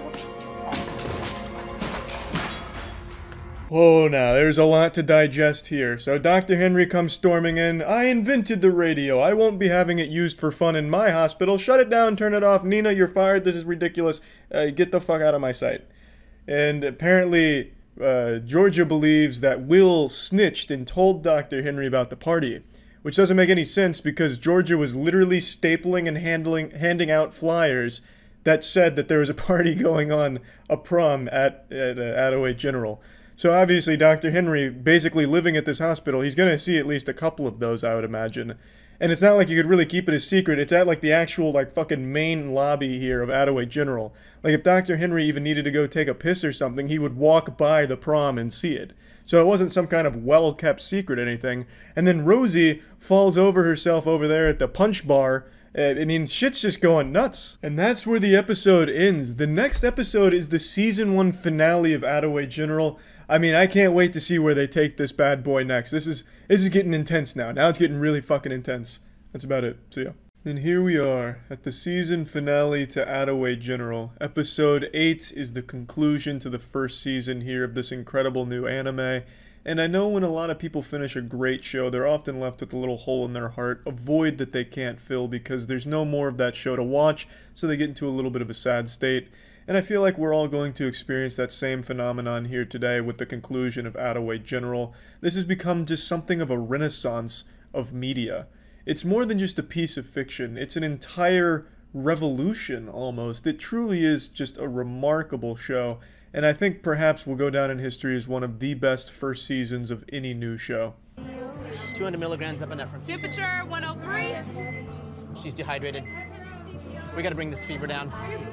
You're gonna be okay. Hey, you three, clear the area. But what's happening? We'll get them out of here. Dr. Henry is not fucking around this time. He's pulling the butt plug out and demonstrating why he is considered the best surgeon at Attaway General. I have no doubt that Rosie is going to get the best medical care available in a way that only Dr. Henry can provide. He's probably going to give her a flu shot and shave her eyebrows to help with the dehydration. He then instructs Will to kick out the other 3 volunteers because he can't be giving away his Krabby Patty secret formula to the surgery, you know? Get him out of here, Will. No witnesses. Get him out. They can't see this. Nurse, can you please fetch me my French horn? What's going on? Is Rosie okay? She has an infection in her brain, and that's causing a high fever. She's stable, for now. Nina, I need to talk with you in my office. Dad, stop. She had nothing to do with it. Look, actions have consequences. I like how Dr. Henry's blaming the brain infection on the prom. He thinks that because Rosie was dancing at their little dance that they put together at the hospital, it gave her a brain infection. I mean, this dude sounds like someone who's afraid of fucking 5G as well. Calls Nina into his office. Nina, is that an iPhone? You realize these emit 5G microwave frequencies, correct? You've killed her. Her blood is on your hands now, Nina. Sorry for ruining prom. Don't be silly. It wouldn't be a problem without some drama. Why didn't you tell us you weren't feeling okay?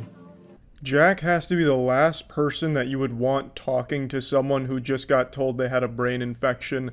That's just going to make it significantly worse having a conversation with Jack about it. I just wanted to say I'm sorry about the prom. Just once I thought you could rise to the occasion. But it's obvious you have no respect for me. Or this hospital. It's not what you think. I'm actually good at this. Well, your definition of good falls way below most standards. Georgia, I'm extremely disappointed in you. Trying to give these patients a fun night? You know that's not how we do things at Attaway General. I'm going to have to go into each one of their rooms now and smother them with a pillow because they've all been contaminated with this prom that you threw. Just once I thought you would rise to the occasion and help me deliver nothing but misery, the way we do it at Attaway General, but I can't even count on you for that. I am good.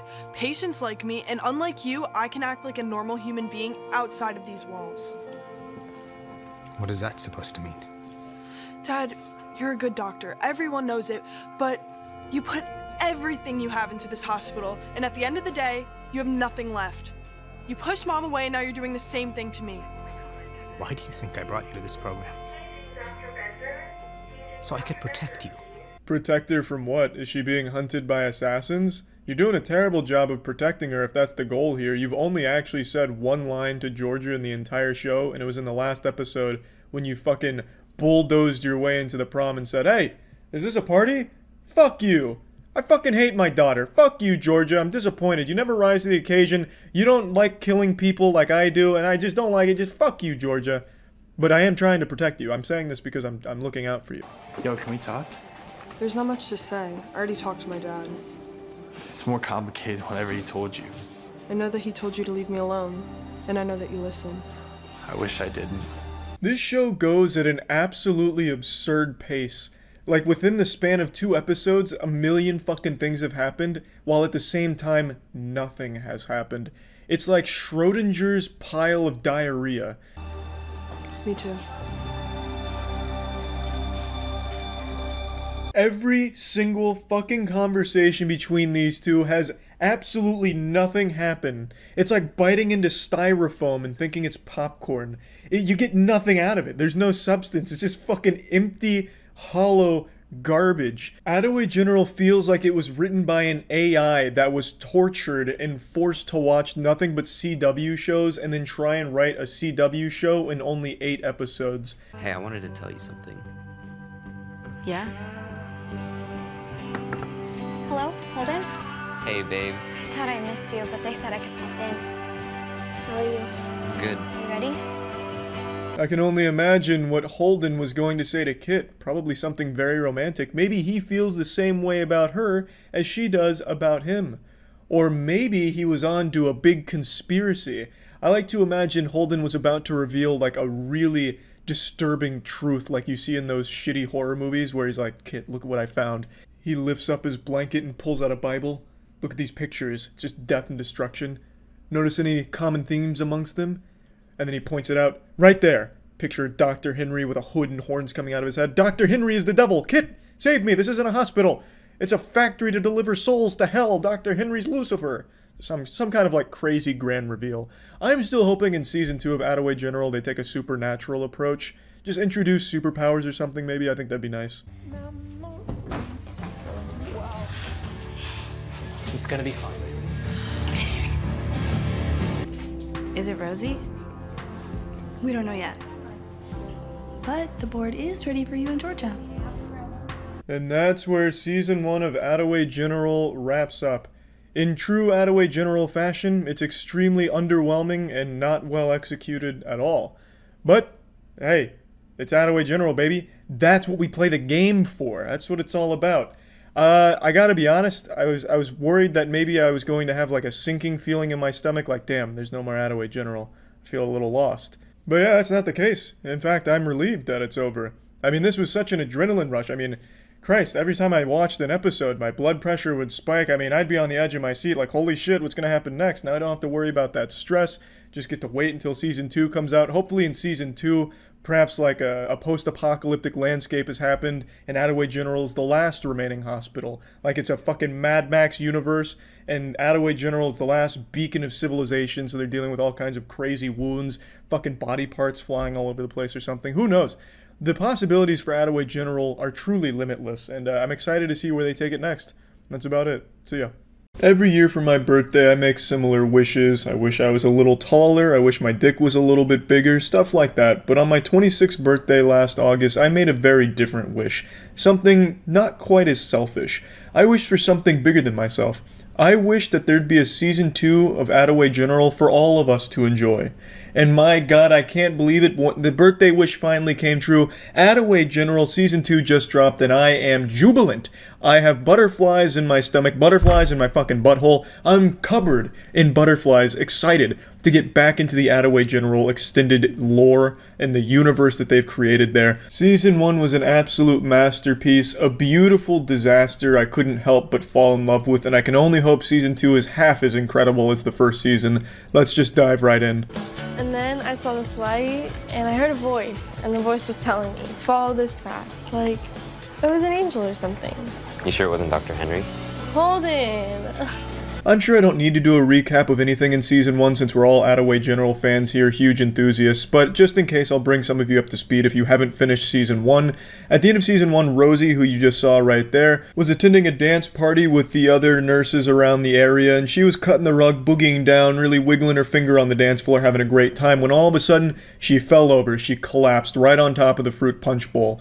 And it turns out what happened was a sniper was posted outside of the hospital and was trying to claim a bounty that was put on Rosie's head. Unfortunately, however, for the sniper, Dr. Henry wasn't far away from the scene. Dr. Henry is a man who needs no introduction. We can thank Dr. Henry for the discovery of penicillin and electricity, and he heard the shot and began storming the dance floor, fighting through wave after wave of terrorists on his way there. He picked up Rosie's lifeless body and put her on a stretcher and began getting her into surgery to heal this wound. And as you can see here, Season 2 picks up right where that left off with that cliffhanger. We can see Rosie's doing just fine now. I'm not surprised to see that. Dr. Henry once performed a colonoscopy using only a magnifying glass and toothpicks on an active battlefield in the dense jungles of Vietnam, so healing a sniper's headshot was child's play for him. I knew this was going to be a successful operation. Dr. Henry has never failed at anything in his life, so I'm glad to see Rosie's back in this season. I'm glad to see the surgery went well on her, and I'm excited to see where it goes from here. Instead of just the scholarship, this year one of our volunteers is going to have the opportunity for a summer internship at Manhattan Metropolitan. New York City? Now I've been given sole discretion to choose the winner. An astute observer will have noticed that this is not the exact same cast from Season 1 of Attaway General. There's no Dixie D'Amelio because they probably couldn't afford her anymore because she's blown up to a level beyond Jesus Christ himself, and there's no Kit. I imagine she just didn't want to fucking do it and was probably embarrassed to even be associated with the program. But there is two reoccurring characters that were big in Season 1, and that's Rosie and Holden. And luckily for us, Dr. Henry signed the contract without reading it, so Dr. Henry's locked into Attaway General for life. So that's good at least, but it's unfortunate that we didn't get the exact same cast back, so there's a lot of plot lines that I don't think are going to be resolved in this season, which is a shame because I've been really on the edge of my seat after the cliffhangers of Season 1. I've actually lost sleep thinking about, what's Georgia going to do in her predicament? Again, for those that don't know, Georgia liked the boy and the boy worked at the hospital. That's a workplace relationship, and that just doesn't mix at Attaway General. Not in this witch's cauldron. That is not an ingredient that is welcome there. And Dr. Henry didn't approve, and if Dr. Henry doesn't like it, then god damn it, it should just be fucking illegal in the first place. And I really wanted to see how Georgia would work through this. But I guess we just won't see the conclusion to that. But anyway, right now Dr. Henry's bringing the new cast up to speed that not only can they win a scholarship, they can also win a summer internship at a hospital in New York. And for some reason, everyone's all excited about the potential at working in New York as an intern. That's like being excited to find pubic hair in your Big Mac. It sounds like probably one of the worst places you can get an internship at. I've been to New York a couple times. People there are pretty fucking rude.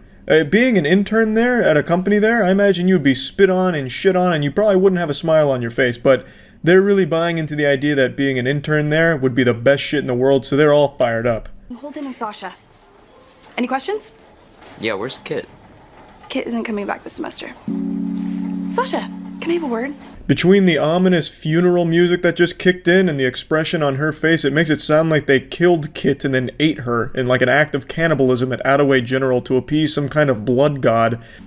What happened to Kit? She got suspended after prom. Wait, you didn't know that? No. I was gonna surprise her. Well, surprise! So that's the official Attaway General story that the government would have you believe. I don't think Kit was suspended. I think what actually happened, the real story, the real scoop, is Kit just didn't want to be part of the show anymore. It's totally understandable, I get it, but it is a shame that she didn't reprise her role. By the way, who's the cute guy? You mean Holden? No, she means Dr. Henry. It's established here that Sasha is Nina's sister, who is here trying to get the scholarship because Nina thought it would be good for her, but she's not very interested in it. Now, she's more interested in boys. Hey Elijah, this is Benny. He's a new TV.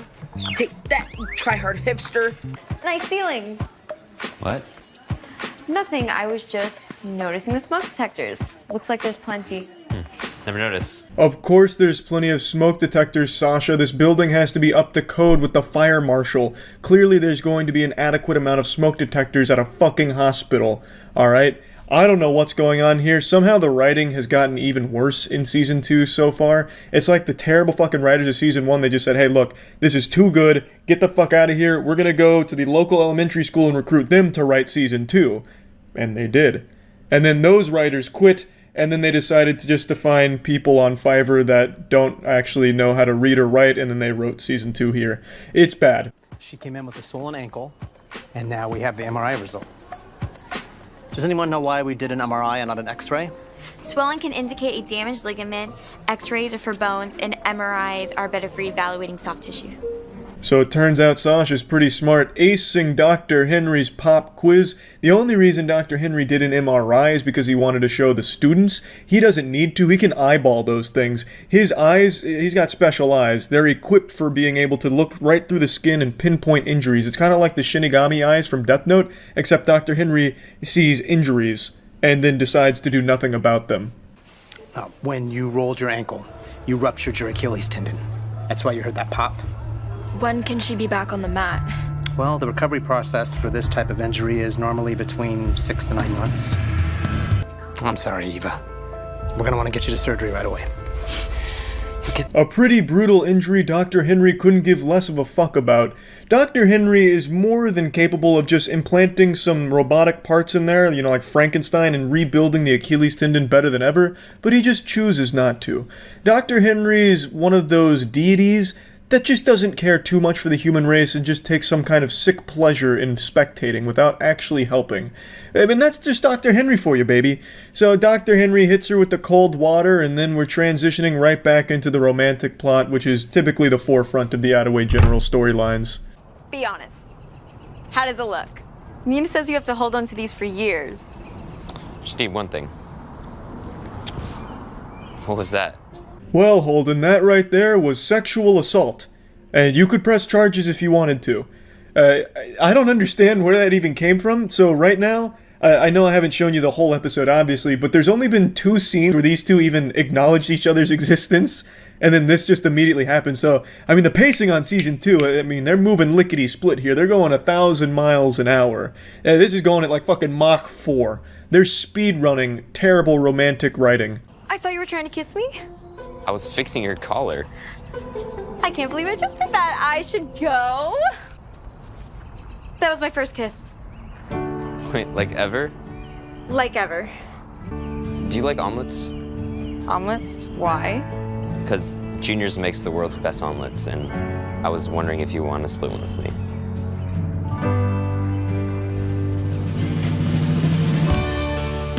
And I couldn't let that be your first kiss. Well, I hate omelets now. That's the end of episode 1 of season 2. Attaway General really coming out with a bang. Absolutely full throttle this season, it seems. Yeah, that's about it. Can't wait to see what kind of incredible shit develops in episode 2. That's it. See ya. It's Attaway General Day, baby. Go ahead, call in sick to work, cancel on your friends, I don't give a fuck, but it's time to watch some Attaway General. Yes, I know episode 2 came out a little while ago, I'm a bit tardy to the party, but I'm trying to savor it. Enjoy every little morsel of content from Attaway General instead of binging it the second it goes up like some kind of Attaway addict. You know, like you wouldn't tell a heroin addict to just go hard in the paint when he gets his next fix, right? You tell him, hey, maybe space it out a little bit so you can enjoy it more. And that's what I'm doing.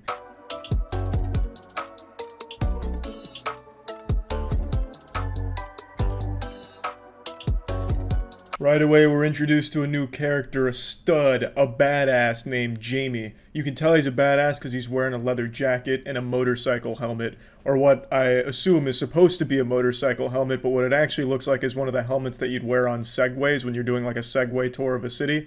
It's not exactly like a heavy-duty helmet. I'm guessing this is all they could find at the thrift store that they raided for the costuming of the series. So I would have expected them to at least have like a real motorcycle helmet as opposed to this thing that makes it look like he was wearing it when riding on like a Razor scooter or something. To me, this entrance kind of screams that the show is written by 60-year-olds because I feel like the dreamy biker guy fantasy died like 30 years ago with like The Outsiders and Ponyboy. Like, I don't know how many girls still fantasize about a guy that, like, pulls up a leather jacket, gets on his Harley Davidson with greasy gelled hair, and then takes out a comb and slicks it back.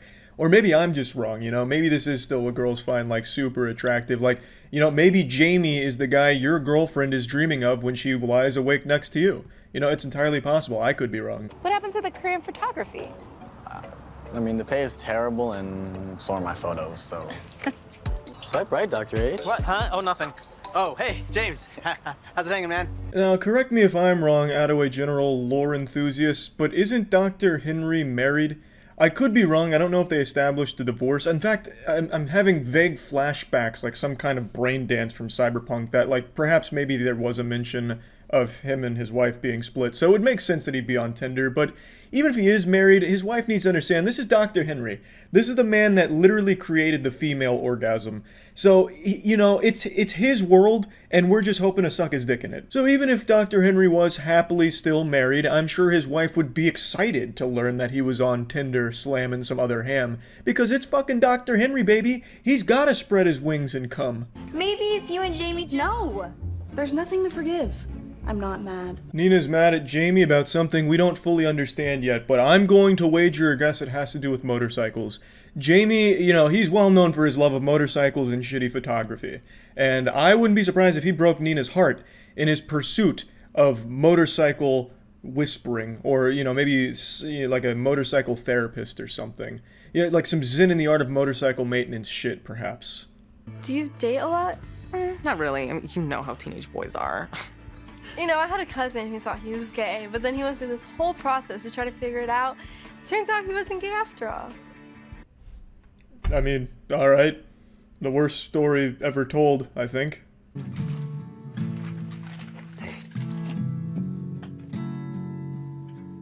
I can't.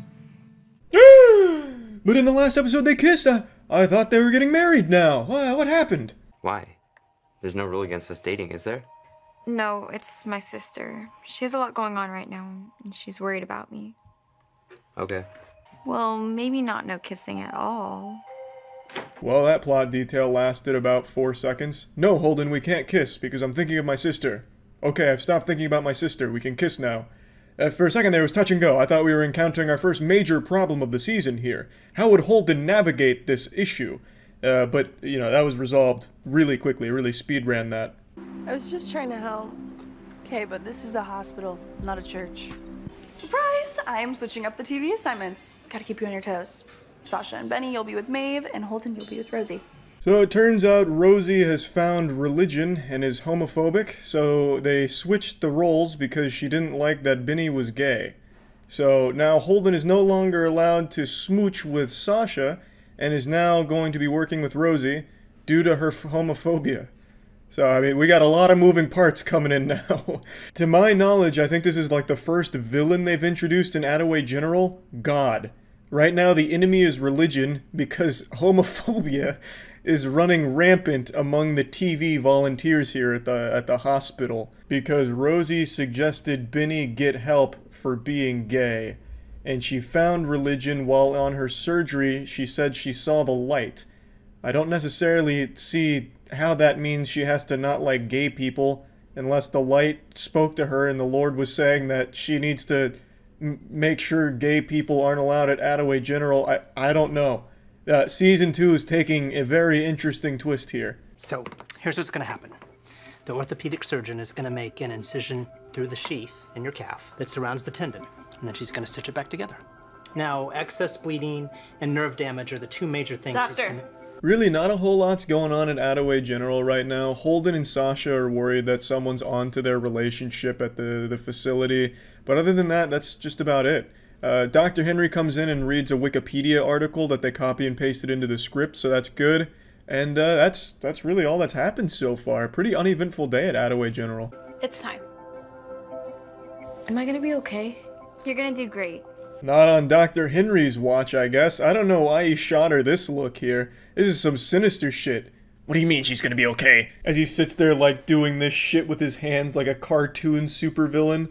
I don't know what Dr. Henry's plotting here, but he's up to no good right now.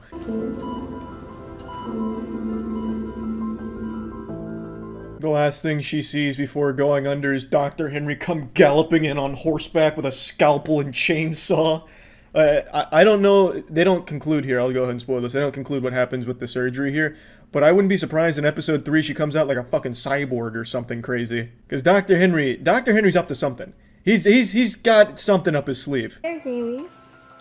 How are you? How's your mom? She's okay. Doctors are trying a new treatment to shrink the tumor, so fingers crossed. Sasha, ready to go? This is only the second time we've seen Jamie all episode, and he forgot his line. You could see him stumble there a little bit. How's your, Your mom, yeah, the woman that like popped you out of her vagina or whatever. How is she doing? Is she doing okay? Is she doing good? She doing real well? Of course, this shows to illustrate the philosophy of the Attaway General crew. If at first you don't succeed, that's fine. It'll still make the final cut. If you don't get it right the first time, don't worry about it. We're still gonna put it in the final cut.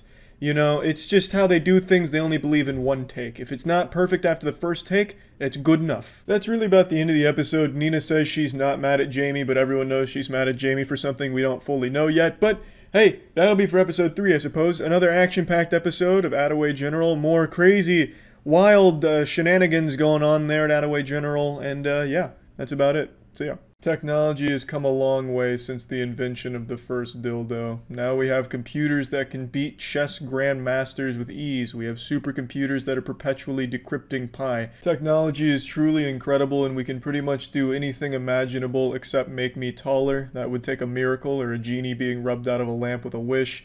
However, if you tasked a supercomputer to make a better show than Attaway General, that shit would just fucking explode, because it is impossible to make a better show than Attaway General. It is perfection. It'd be like in war games when it deduces that the only way to win is not to play. You can't beat Attaway General. Episode 3, let's get in it. Stay a little longer, Marty. I just put another song on the jukebox.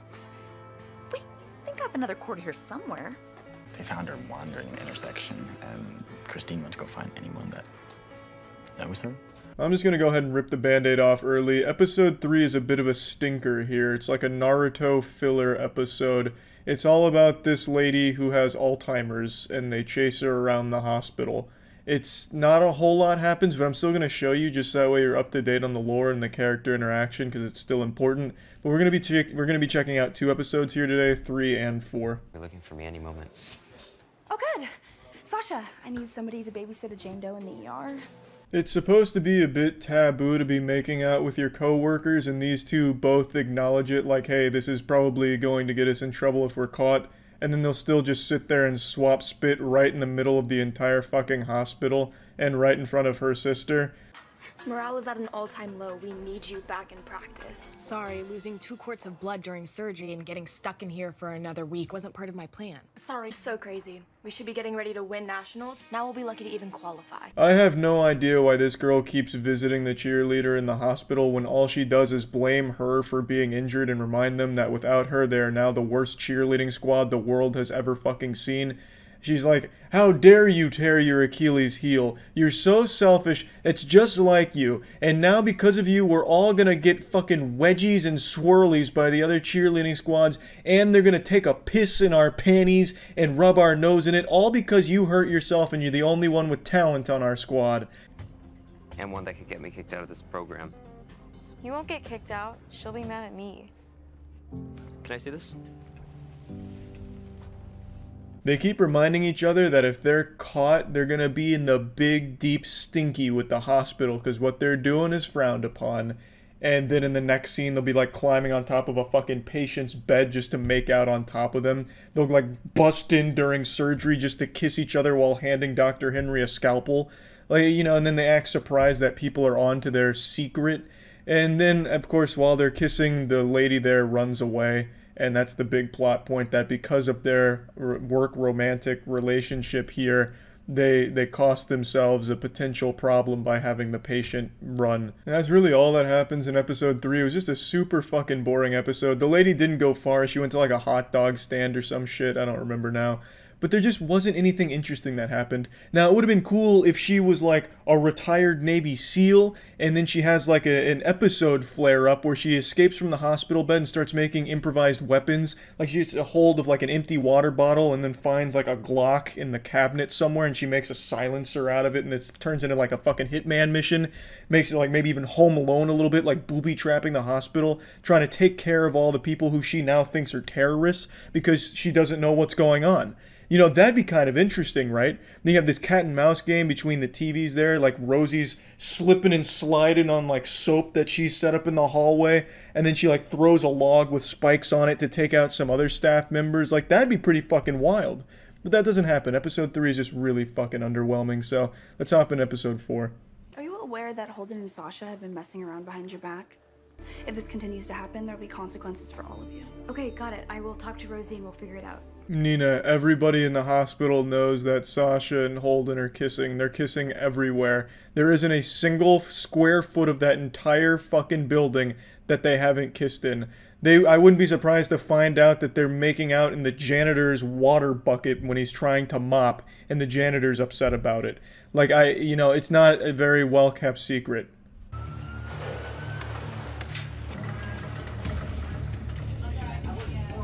Oh my god. Get an R, prep stat. What is it? Is it Mom? It's not Mom, but you shouldn't go. Jamie! Now, this episode is packing the fucking thunder. Jamie's been in an accident and he got boo-boos on his leg, and it's rough. So, that's how we start this bad boy off here. We're going to get a little backstory on Nina and Jamie's relationship, how they've come to know each other. And as you can see, Jamie, he's in rough shape right there. I saw at least 3 scrapes on his leg. They might have to take the entire fucking thing off just to save the rest of his body. Like, it is not good. He must have fallen off of his scooter onto an anthill or something, perhaps. It's bad. Like, it's as bad as it can get. But luckily, Dr. Henry is nearby to rub a little bit of plutonium on it, and I wouldn't be shocked if he even brought out some traditional methods of medicine where he starts, like, getting a stick and rubbing it together to create a fire on the wounds to help cauterize them.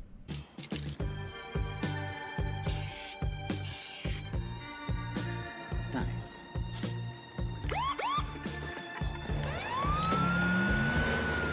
Since this is your first offense, and you seem like a nice kid, I'll give you an option. You can either pick up trash by the side of the road, or volunteer at the hospital. So that's the X-Men origin story of how Nina ended up working at Attaway General because they spray painted a heart on the side of a meth lab or something. I'm really not quite sure. Jamie wasn't caught, it was just Nina. And, it was some pretty hardcore graffiti. Almost seems like entrapment. It looks like it was some kind of fucking sting operation or something from the law enforcement, because the second they painted that heart, cops were right there fucking blaring the sirens. They were ready for action. They knew. Kids must like to spray paint hearts on that wall, and they had enough of it. It's like moths to a flame. Kids love to graffiti that particular area, and the cops must have just been waiting. Yeah, hey kids, look at that wall. Looks like a real innocent wall, huh? Makes you want to just put some spray paint on it, huh? And then they did it, and they're like, fuck it, we're coming in hot.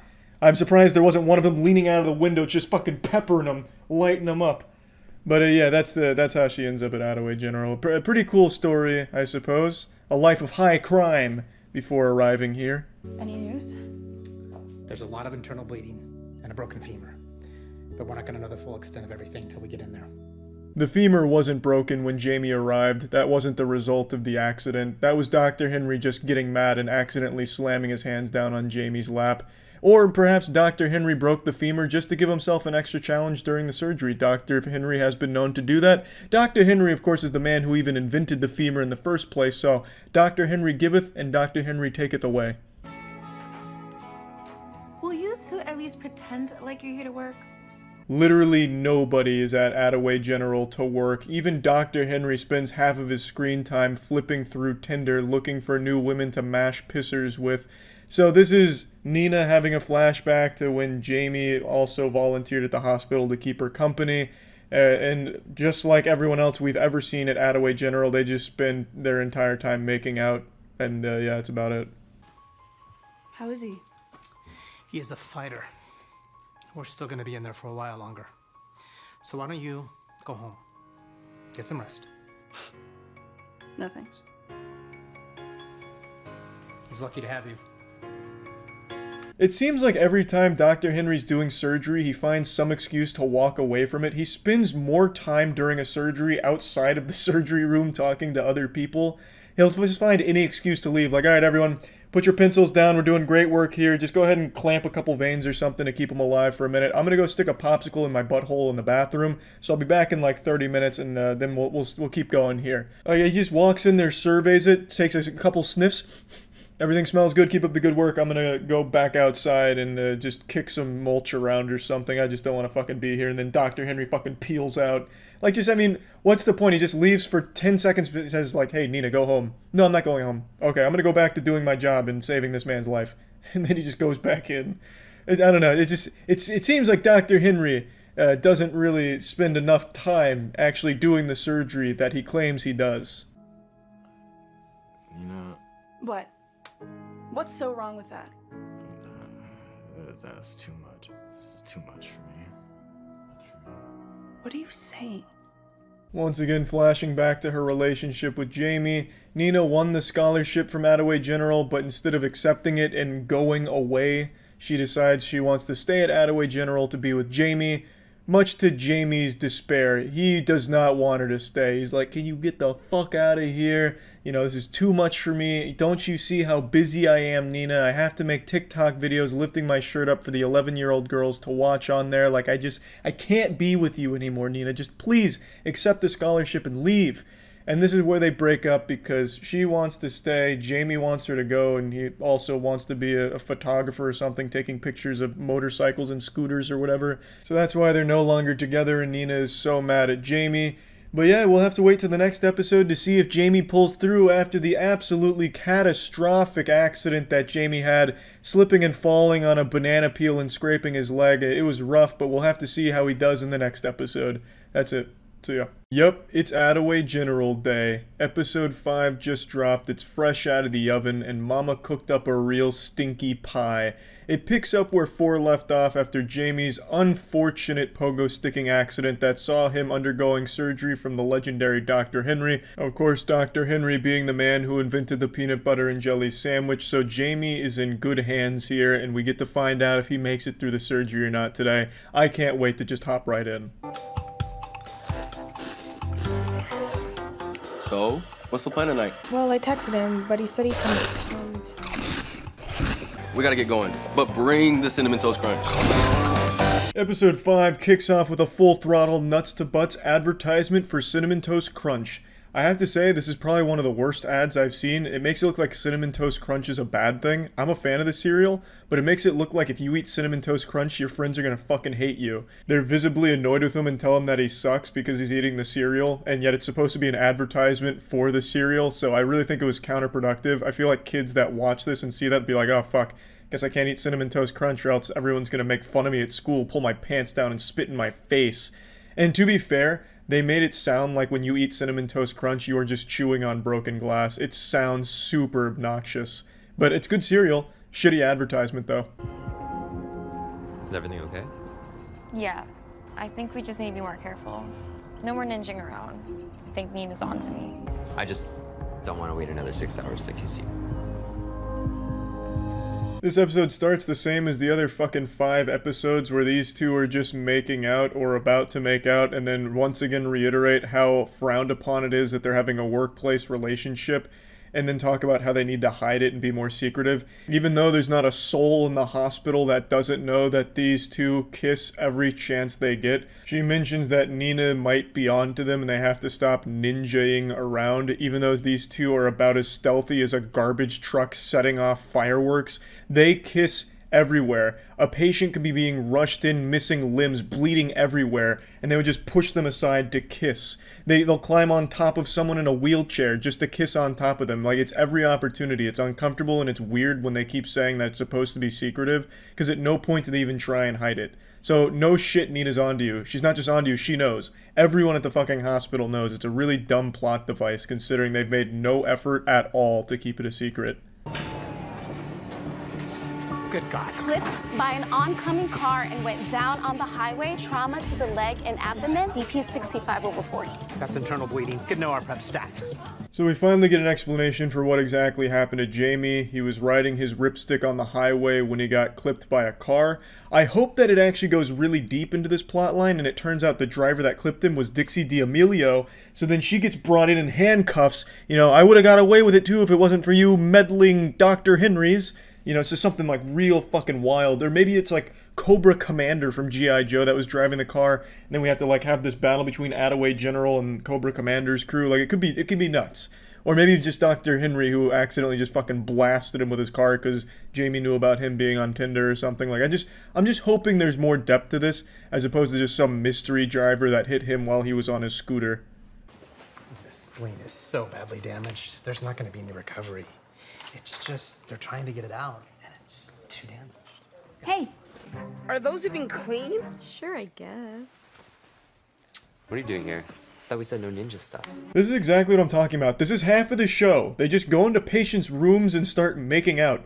Literally right in front of this kid. Damn near slaps the fucking controller out of his hand just to kiss Holden in front of him. It's weird, especially considering that it's supposed to be like a secret, even though they're just making no effort to keep anything a secret. They're just making out in the most public places possible. And they're like, oh, we have to make sure no one knows what's going on. We have to continue to master the art of stealth here. Like, what the fuck are you talking about? This is like the equivalent of me going down to the courthouse and just butt-fucking my girlfriend in front of everyone there. And then I'm getting arrested and be like, well, what do you mean? How did you know that I was butt-fucking my girlfriend? Like, everyone can fucking see it! Like, what do you mean? It makes no sense. It's so goddamn silly. But you also get a hint at what's going on with Jamie. His spleen is extremely damaged because of his rollerblading accident on the highway or whatever the fuck was going on. He was cruising around on his skateboard, ripping some gnarly hard flips, and then all of a sudden a fucking German Shepherd tank comes and blasts him. So now his spleen's got boo-boos, and Dr. Henry's got to meticulously pull it out somehow, but it's too damaged for Dr. Henry to tackle, so he's got to call in Jesus Christ himself to perform the surgery or something, I don't know. But also, while this is all going on, Benny also mentions that he went on his first date with Mikey. And I do want to say, out of everyone in Attaway General, there's only one person that seems to have any acting talent at all, and that's Benny. It's just unfortunate that Benny's storyline doesn't have as much action as the other ones, because his is mainly just talking to Eva during rehab, but Benny is by far the best actor in the show. Oh, but girls, I mean, he's just so cute. You know that. He is, but so are you. And the more you love yourself, the more you'll find someone who will. You're right. I think you got a text. Wow. My team, they won nationals. They didn't need me. Okay. But that's a good thing, right? Her whole thing was that their team is fucking horrible without her being there. They kept reiterating that they are the most talentless squad of cheerleaders this world has ever seen, akin to a group of Neanderthals getting together to bang rocks together at the cheer contest without her leadership. And then she all of a sudden gets a text message saying, hey, we actually did manage to pull it off without you, and now she's feeling bad about it. It's not the most exciting storyline, side quest, narrative, whatever. It's pretty underwhelming. Unless, of course, it takes a crazy twist where all of a sudden she goes like full-on Daenerys and rides in on a dragon and just incinerates and scorches the cheer unit out of revenge or something crazy. But this quest line here, this arc, features the only two characters that even appear to be trying in the show. Benny and her act very well. They have good chemistry together, and I just wanted to at least point that out, because in a show where it looks like every single fucking thing was made by Tommy Wiseau to be a disaster, these two really shine through with two people that at least have potential with acting. I talked to Nina today. She knows about us? She's worried about me, and I understand why. Okay. She's given up a lot for me, and the least I can do is take this program seriously. What are you trying to say? I think this is all going a little too fast for me. I think we need some time off.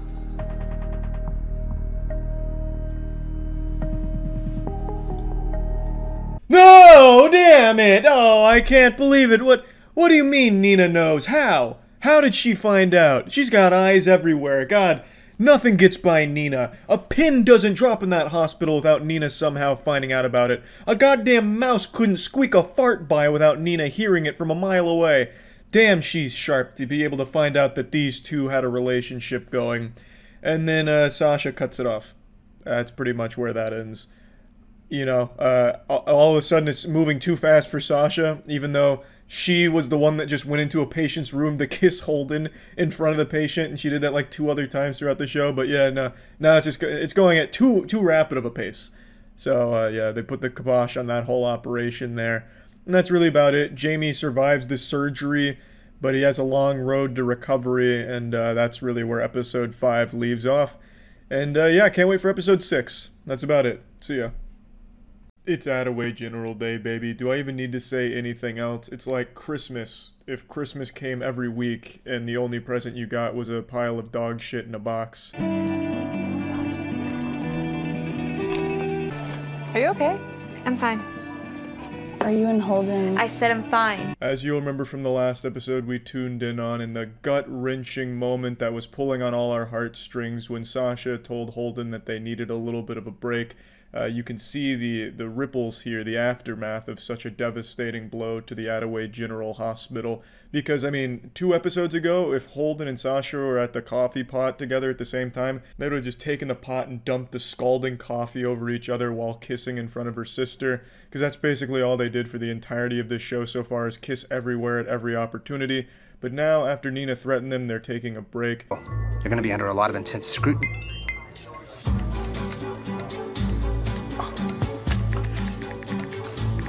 Yeah, pretty much every time Dr. Henry's on screen in this season, he's just on Tinder and getting really excited about the possibility of mashing pissers with someone that he matches with on Tinder, constantly distracted by it. So he went from like this incredible doctor that basically solved all of the world's issues in the first season to now just being like this orgasm wizard who just constantly thinks about fucking. And that's how you do character progression. This is a masterclass on developing your characters naturally. Season 1, Dr. Henry discovers water. He's basically God. It's his world. We're just jerking off in it. Season 2, Dr. Henry becomes a teenager going through puberty who's only thinking about titties and he's Googling images of butthole. I think that makes sense, and I'm happy to see the character development of the Dr. Henry character. Tell me what? Dr. Henry, I literally saw him leaving my house this morning. Like, saw him kiss my mom and everything. Yeah, it's Dr. Henry, baby. Now he's fucking his employees' moms. And they are so lucky to have Dr. Henry's penis anywhere even near them. So congratulations to Benny's mother. And I have no doubt when Dr. Henry pulled up for the dick appointment, he rolled up in like a 1960s Corvette Stingray, weed in one hand, cigar in another, driving with his knees, wearing a magician's top hat and a cape. I bet he was looking fucking incredible. And my God, I mean, I'm just happy to hear that Dr. Henry's out there slaying. I think you have a real shot at this internship. I mean, imagine a summer in New York. Yeah, that sounds fucking terrible. I was tired of New York after 2 days. I couldn't imagine being trapped there for an entire summer. Be like being locked up on Alcatraz. I'm sure you were a little surprised to see me this morning. Sorry that you had to find out about your mom and I like that. It's not exactly the way we wanted to break the news. I like how Dr. Henry just rolls up on Benny. Hey, Benny, you remember when you saw me with my pants down and semi-chubbed? Because I was fucking your mom, you remember that? Hey, I just want to make sure that you know that, yes, I'm fucking your mom. I don't want things at work to be uncomfortable just because I'm piping your mom, which now you know. Now you do know that. You know, where that birth canal you came out of? Yep, I'm putting my meat right up in there. You know that. But we don't need the entire workplace environment to be discussing it. It doesn't need to be weird between us at work. But yeah, definitely fucking your mom and, you know, get back to work. I'm just going to be super upfront and honest with you guys right now. This season of Attaway General is so fucking boring. The only plotline I care about is Dr. Henry fucking Benny's mom. I'm not even going to bother showing you any more of the episode because it's just not very, like, fascinating. It doesn't seem to really know where it wants to go. Jamie's surgery was fine. They replaced his spleen with a robo-spleen with like 5G Wi-Fi capabilities so he can constantly have internet through his new bio-augments, and then everyone else is just kind of being friends and talking. It's not a whole lot of interesting shit going on. In Season 1, I mean, anything was possible in Season 1. I was half expecting aliens to barrel through Attaway General looking for Dr. Henry's help in some kind of intergalactic terrorism unit or something. It's just, Season 2 is so trivial in comparison. Really, like, nothing is happening. I'm gonna watch the next episode now. Hopefully it picks up, but it's just not looking good for this season of Attaway General. Who can tell me how we treat fractured ribs? X-rays first, surgery if necessary, but most broken ribs heal on their own within 6 weeks. And plenty of bed rest. This whole fucking episode is the cast going around to different patients and reading Wikipedia pages on the most basic shit. I feel like the writers here were like, oh, so people think we don't know what we're fucking talking about, huh? Well, watch this. I pulled up WebMD and copy and pasted. That's this whole fucking episode so far. It's ridiculous. How do you heal broken ribs? Oh, you get Dr. Henry to go in there with a hammer and some nails and a little piece of bubble gum, and he just fixes it right up. Like, god damn it, it's so boring now. I was such a huge Attaway General fan, but this season is awful. Well, I didn't want to wait until we're both healed to see you again. And my leg's killing me.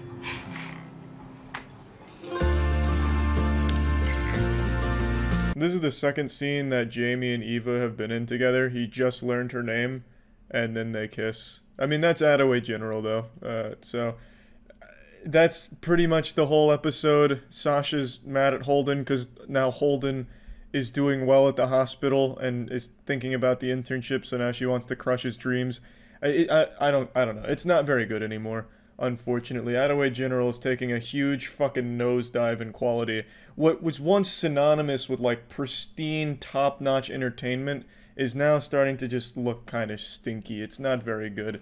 It's a shame to see something so beautiful, something almost perfect, such as Attaway General, having its reputation a bit besmirched by bad writing in Season 2. I really thought Attaway General had what it takes to be the next Breaking Bad, but with the way Season 2 has been shaping up, I just don't know if there's really a chance. It needs to go back to its roots where constantly there was something wacky happening at Attaway General, where it wasn't just talking. It was also a lot of shit happening, like an old man drinking urine out of a bowl that they gave him. Like, they had a lot of moving parts going on, and now it's mainly just characters and their relationships with one another. And it's just not as good. That's about it. See ya.